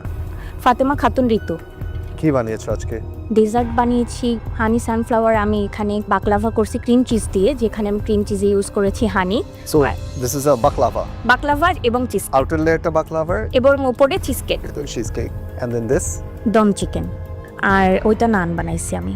এই দুটো রেসিপি থেকে যদি যে কোনো একটা সিলেক্ট করতে হয়, আমি যদি বলি আপনাকে আমি একটার জন্য মার্ক করব, সেটা কি হবে? তাহলে বাকলাভা চিজ কেক। কেন? বাকলাভা আমার বেকিং খুব ভালো লাগে করতে। কয়েকটি কুইজিনের নাম বলেন। আচ্ছা, মানে আমি ইতালিয়ান, তারপর এইভাবে বলবো কি পাস্তা, তারপর পিৎজা। ইন্ডিয়ান কুইজিনের মধ্যে আসে বিরিয়ানি, তারপর হলো বিভিন্ন ধরনের রায়তা, রাবড়ি, এগুলা। আর টার্কিশ ডেজার্ট করেছি। টার্কিশ ডেজার্টে বাকলাভা তো আসেই। থাই কুইজিনে হলো টমিয়াম স্যুপ আছে, তারপরে হলো থাই ফ্রাইড রাইস আছে। একটু লেটস সে আমরা আপনাকে আজকে সিলেক্ট করলাম, আপনি শোতে এসে শো জিতে গিয়েছেন, ওকে 15 লাখ টাকা পেয়ে গেলেন, এরপর কি করবেন? আমি নিজের নামে একটা রেস্টুরেন্ট ওপেন করতে চাই, এটা করতে পারবো, এটা করতে পারবো। 15 লক্ষ টাকায় রেস্টুরেন্ট হবে না তো? যতটুকু হোক, বাকিটা ছোট হোক বা বড় হোক, যতটুকু হোক আমি করব। যদি আজকে এখানে সুযোগ না পান তাহলে কি আপনার জার্নিটা থেমে যাবে? না না না, অবশ্যই না, আমি আবার চেষ্টা করব। I like the spirit. আপনার ফুডের টেস্ট ভালো। Thank you. এখন খুশি হতে পারেন। আপনাকে যখন 15 লাখ টাকা জিতেছেন, আপনি ইমাজিন করতে বলছে আপনি অনেক খুশি হয়ে গিয়েছিলেন। না না, এমন কিছু না। ঢাকা অবধি যাই তখন হয়তো ইমাজিন করতে পারবো যে আমি অনেকটা একটা ধাপ হলেও এগিয়ে আসতে পারছি। ইমাজিন করেন আপনি ওয়েটিং কার্ড পেয়ে গিয়েছেন। হ্যাঁ, আচ্ছা পেয়ে গিয়েছেন সত্যি? জি, চলে আসুন। ঠিকই জানি আমার মাঝে আমি সেরা রাধুনী।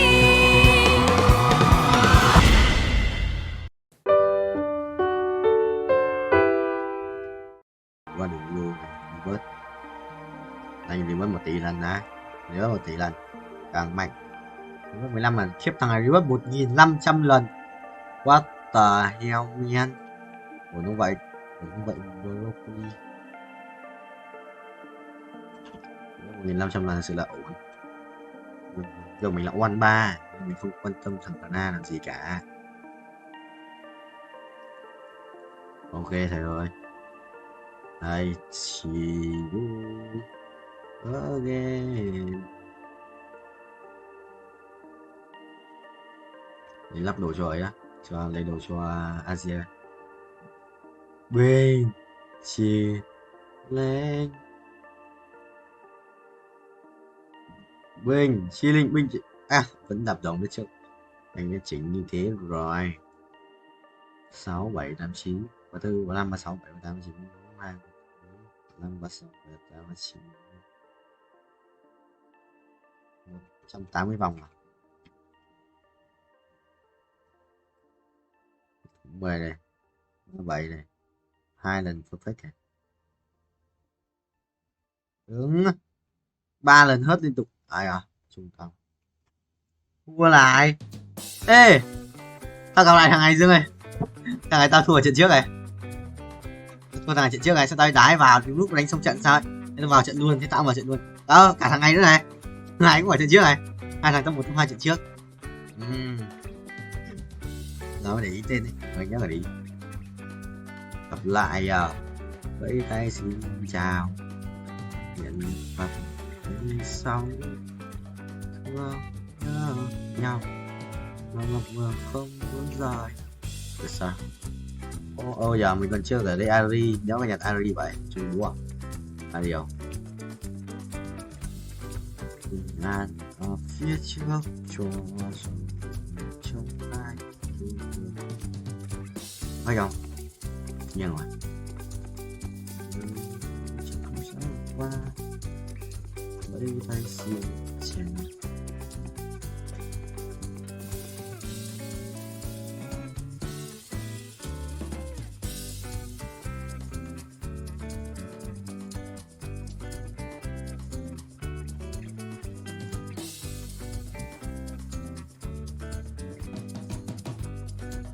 Mày đi đâu chôn à?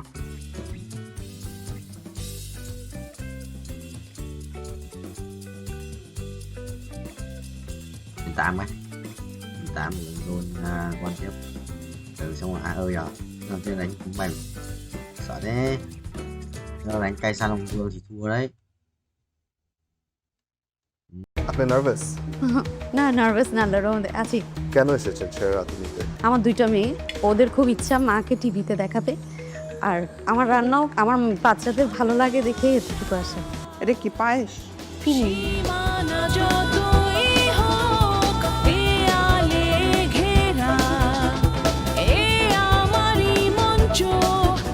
আসসালামু আলাইকুম। আসসালামু আলাইকুম।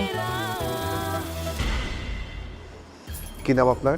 আরমিন হাসনামানু রিনি। আরমিন, কি বানিয়েছেন? Strawberry sweet curd, gulabi slice. এটা কি করেছেন? এটাও স্ট্রবেরি দিয়ে করেছি, ওখানে একটু গ্রেপস ইউজ করেছি। কি করেন আপনি? একটা 5 স্টারে ট্রেনিং হিসেবে ছিলাম, ট্রেনিং করেছি শুধু কোন 5 স্টারে?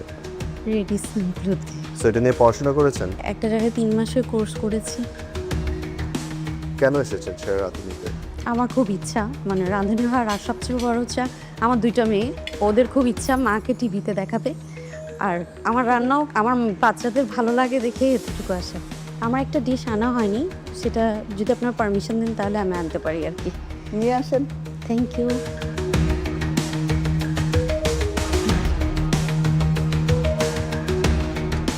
খুব এক্সাইটেড না, এগুলো ডিশ তৈরি করে ভুলে রেখে চলে আসছে।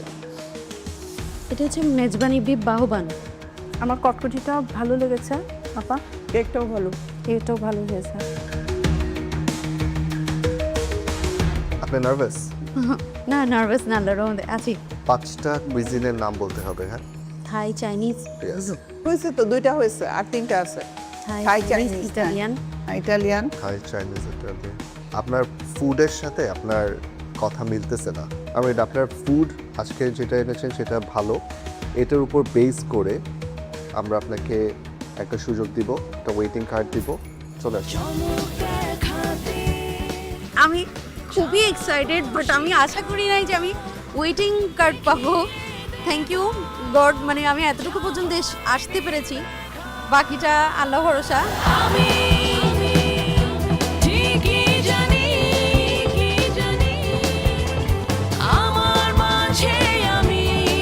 আসসালামু আলাইকুম।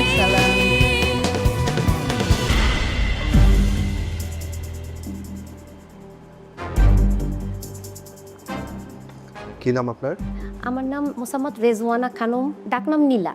নীলা, কি করেন আপনি? আমি একটা এনজিওতে চাকরি করি। নীলা, কি কি বানিয়েছেন আজকে? জালি কাবাব করেছি, আর এটা হলো মোরগ পোলাও, সাথে রয়েছে ফিন্নি, আর সাথে সালাদ, আর সাথে রয়েছে বোরহানি। এটা আপনি টেস্ট করেছিলেন? সকালে করেছিলাম। আজকেরটা? আজকেরটা জালি কাবাবটা আজকেই আমার প্রথম করা, আমি এর আগে কখনো করিনি। জালি কাবাব এটা আপনার ফার্স্ট টাইম করা? জি, আমার ফার্স্ট টাইম। রিস্কটা অনেক বেশি হয়ে গেল না? ফার্স্ট টাইম একটা জিনিস যেটা আপনি আগে কখনো বানাননি, ওটা নিয়ে এসেছেন। আসলে আমি কনফিডেন্ট থেকে করেছিলাম। জি, যে কোনো খাবারের টেস্টটা খুব ইম্পর্টেন্ট। রাইসের মধ্যে কি জাফরান দিয়েছেন? জি, জাফরান দিয়েছি। জালি কাবাবটায় লবণ কম, এটা কি পায়েস? ফিন্নি। আপনি বিদেশি কুইজিন কি কি বানাতে পারেন? আমি চাইনিজ মেনু, যেটা fried rice, chicken fry, cake, pastry, এই টাইপের যে মোটামুটি সব কিছুই পারি। আপনার খাওয়া ইন জেনারেল অনেক মজা। সো আজকের জন্য আমরা আপনাকে একটা ওয়েটিং কার্ড দিব। চলে আসুন। আর আপনারা প্র্যাকটিস করবেন। Waiting card. এই প্রথম আমি সেরা রাঁধুনি সিজন 8-এ প্রথম আমি অংশগ্রহণ করেছি, এবং এটা আমার জন্য সত্যি অনেক আনন্দের যে প্রথমেই আমি ওয়েটিং কার্ডটা যে পেয়েছি।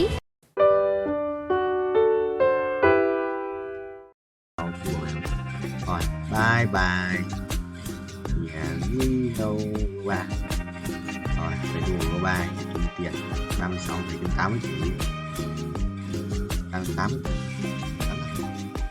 80 để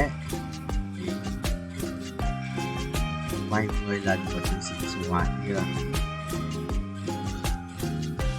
của đại sư cũng căng ấy chứ. Của 37 lần rồi đấy. Ui, thua. Tận lại.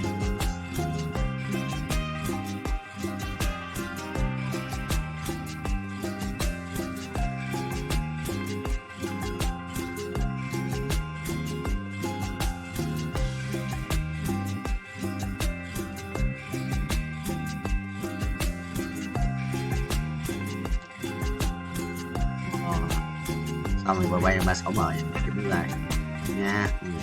Hả? Không perfect. Chưa buồn đấy.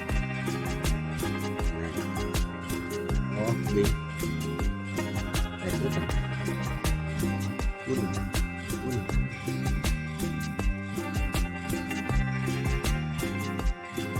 Chít này. Ui, không đấu à?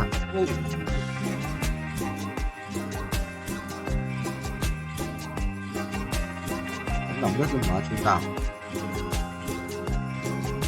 Rồi 2 lần có cái gì, 3 lần có cái gì, 4 lần, 5 lần, 22. Tiền. Tắt được nước màu này. 39. Tí năng lượng. Dấu ngoài ở đây ạ. Theo một tí năng lượng. Dấu nhỉ.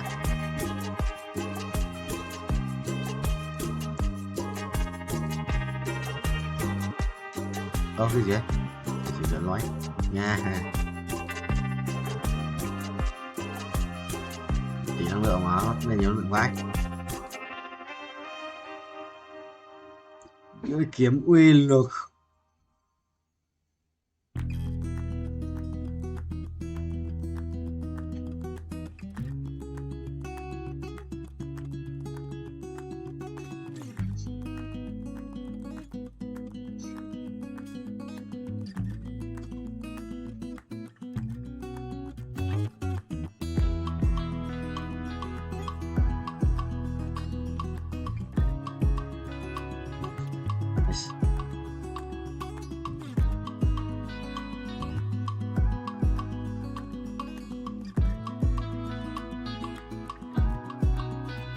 Ui.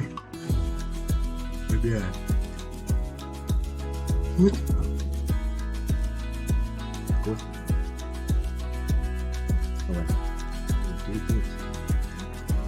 আপনার rice যেটা জি খুব যে খারাপ হয়েছে সেটা না On top of that, it is slightly overcooked.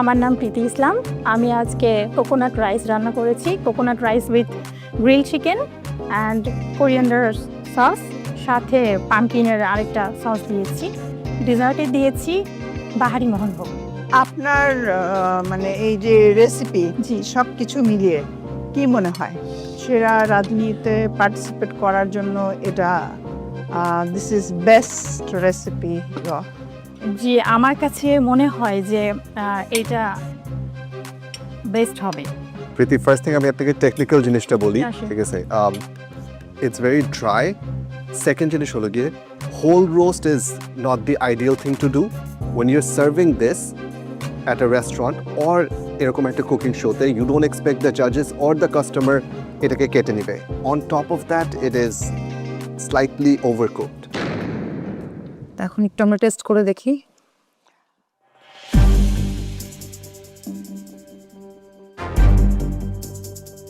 আপনার rice যেটা জি খুব যে খারাপ হয়েছে সেটা না ভালো থ্যাংক ইউ আর ডেজার্টটাও মাইল্ড মানে মিষ্টির ব্যালেন্সটা ভালো আছে জি জি কিন্তু ব্যাপারটা হয় কি যে যখন আমরা অডিশনে আসি তখন এতগুলো জিনিস দিয়ে আসলে অডিশন না আমি এনেছি কারণ আমি হচ্ছে ফুল প্ল্যাটারটাই সার্ভ করতে ঠিক আছে আমার ইন্টেনশন এতগুলো না দিয়েও আপনি শুধু একটার উপর যদি ফোকাস দিতেন জি জি তাও মনে হয় আপনার আমি বেস্ট হতো সবগুলোর উপরে সমান ফোকাস দিয়েছি বাই মিস্টেকেনলি একটু ফল্ট হয়েছে হয়তো কিন্তু আমি চেষ্টা করছি খুব যত্ন করে করার অ্যাকচুয়ালি আসলে যত্নের ছোঁয়া এখানে আছে আমি দেখতে পাচ্ছি এবং রেসিপির মধ্যেও আমার কাছে ভিন্নতা লেগেছে আর কিছু টেকনিক্যাল ফল্ট আছে তো আমার মনে হয় ওইগুলো যদি একটু কারেকশন করা যায় তাহলে it was good Preeti the chicken has flavor চিকেনটা মজা সসটাও মজা রাইট বাট বেসিকে প্রবলেম হয়ে গেছে বেসিক ইজ আপনার কুকিংটাই তো ওভারকুকড আমাকে অ্যাকচুয়ালি পোলট্রি চুজ করতে হতো মেবি এই ক্ষেত্রে ফার্মের মুরগি ইউজ করলে মনে হয় পোলট্রিটা বেশি জুসি অফ কোর্স আমার এটা ফল্ট হয়েছে এটা আমি বুঝছি Preeti I think overall taste ভালো আছে and I think it's a good effort we want to give you a chance thank you wait করেন আসেন আপনাকে ওয়েটিং কার্ড হবে আমার খুবই ভালো লাগছে যে আমি ওয়েটিং কার্ডটা পেয়ে গেছি আমি কিন্তু কনফিডেন্ট ছিলাম যে আমি ওয়েটিং কার্ডটা পাবো আর আমি এখন অপেক্ষায় আছি নেক্সট রাউন্ডে ঢাকা যাওয়ার জন্য আমি আশাবাদী যে আমি ঢাকা পর্যন্ত যেতে পারবো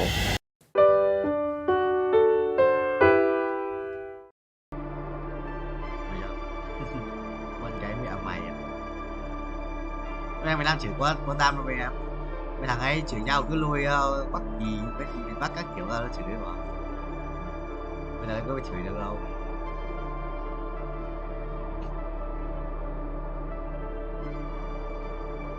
Rồi lắp cái đéo kìa.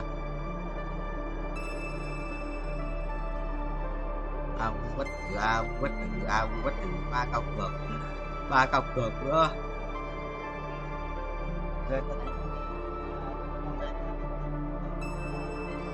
Mày đang theo được sẵn rồi, tao cho mày một con mặt. Với cả con tam áp cái này, xong thêm tắm ken nữa, đỉnh. Có cút lòng vàng đấy, tắm ken là xịn nhất rồi. Một con là to nhất trong cọc cược rồi, quá to nhất làm vàng.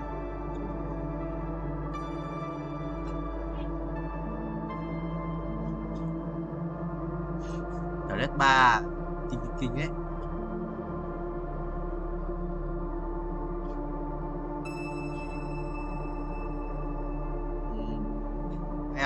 Galio Bồ Đăng Hoa. Rồi Galio cút tuổi con lắc lém đau điện, lắc phun đồ 3 sao. 7 sử ra chỉ là muối rồi. Con lắc cái 7 sử ra chỉ là muối rồi, nó không phát chết. Xong gì? Hút quang phát chết con kêu. Dạ, xài kinh mà. One, biết con Amuba ở đây có đồ gì không? Có thú tượng, dây chuyền tự lực, giáp siêu linh, được chưa? Hai cái đồ one sự kinh ấy.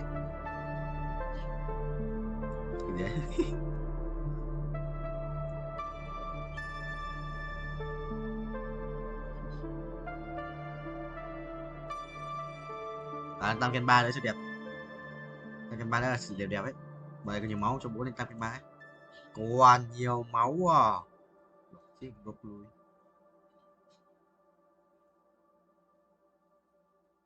Thằng ấy lắc này.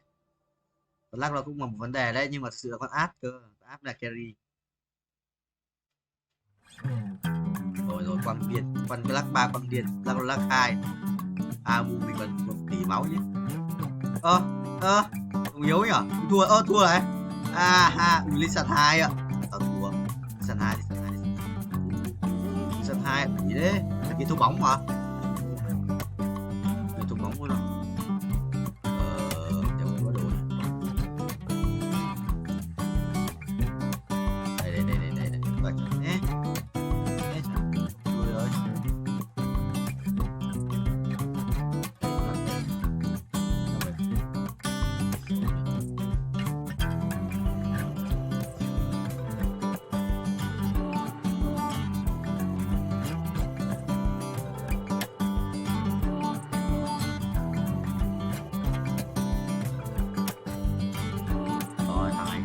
Lắc ở đây xong rồi.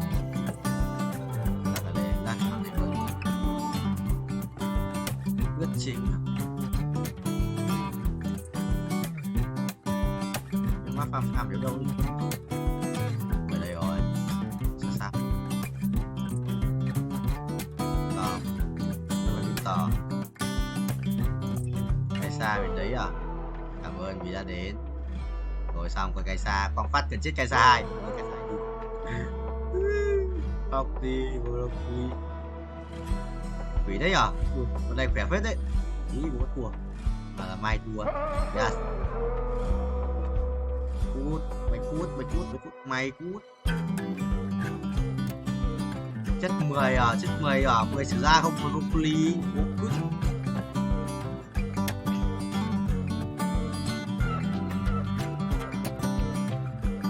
Nếu có Tam Ken mà. Nếu có Tam Ken rồi hỏng rồi. Broccoli. Nó ra kìa. Sao ra ba không? Nổi không? Rồi, mày đi. Dương ơi, thằng này 8 sao ra, bãi bài luôn, 8 sao ra. Đéo ra.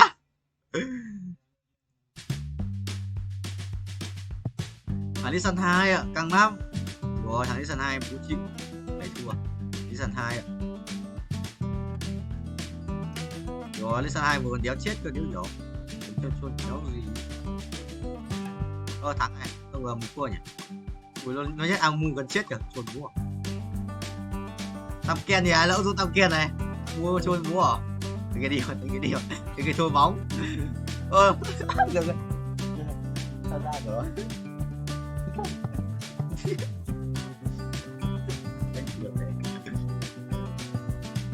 Kéo ra tăng Ken rồi, thằng kia cũng tăng Ken à? Tao chắc là nổi không? Mày đi sao đi luôn? Tăng Ken ở đâu nhỉ? Tăng Ken ở đâu nhỉ? À kìa, phải không? Rồi, Em Mai à? Phải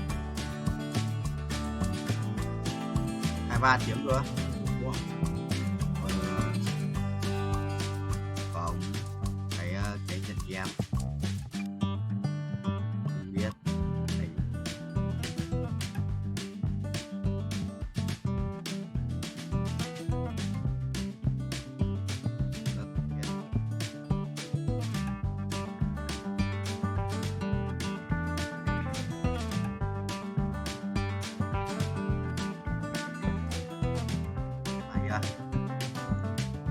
Đồ quá ánh sáng đồ ánh sáng à? Tôi muốn con nó đồ ánh sáng mà sao vẻ vẻ đấy, sao cái đầu quăng đâu đấy? Wow, nó bỏ bài ra cho sao nhỉ? Như hai cái bạn nó thấy bỏ cái bài đâu? Với nó bài yếu lắm, nó bỏ cái bài rồi, mà nó bỏ bài ra. Mà cái bạn nói sao ấy? Bạn nó đéo đỡ được, hai với lít chỉ vậy. Các bạn nó đéo đỡ được cũng bỏ bài ra nhé, chụp quá. Gì bạn? Hai để chỉ bỏ. Thiếu một con sa ra chịu. Và đánh một trận nữa ở 46. Cái gì vậy?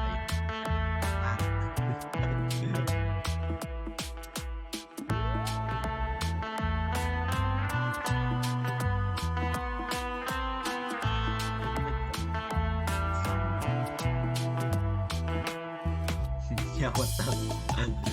Mày trốn.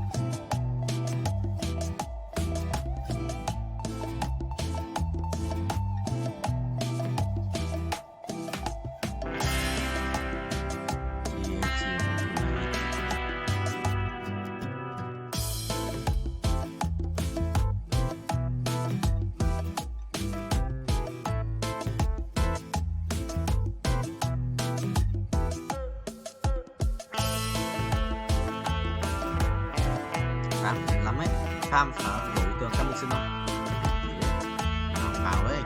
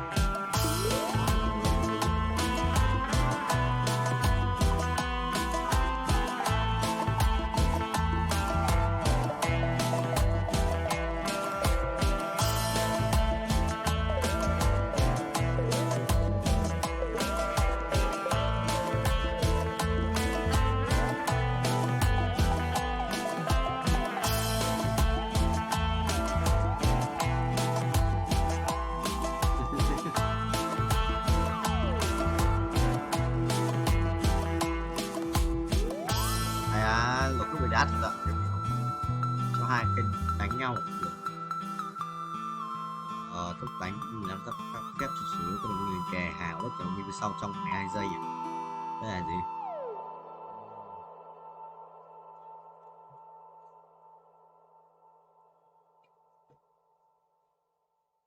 bố chạy đi à.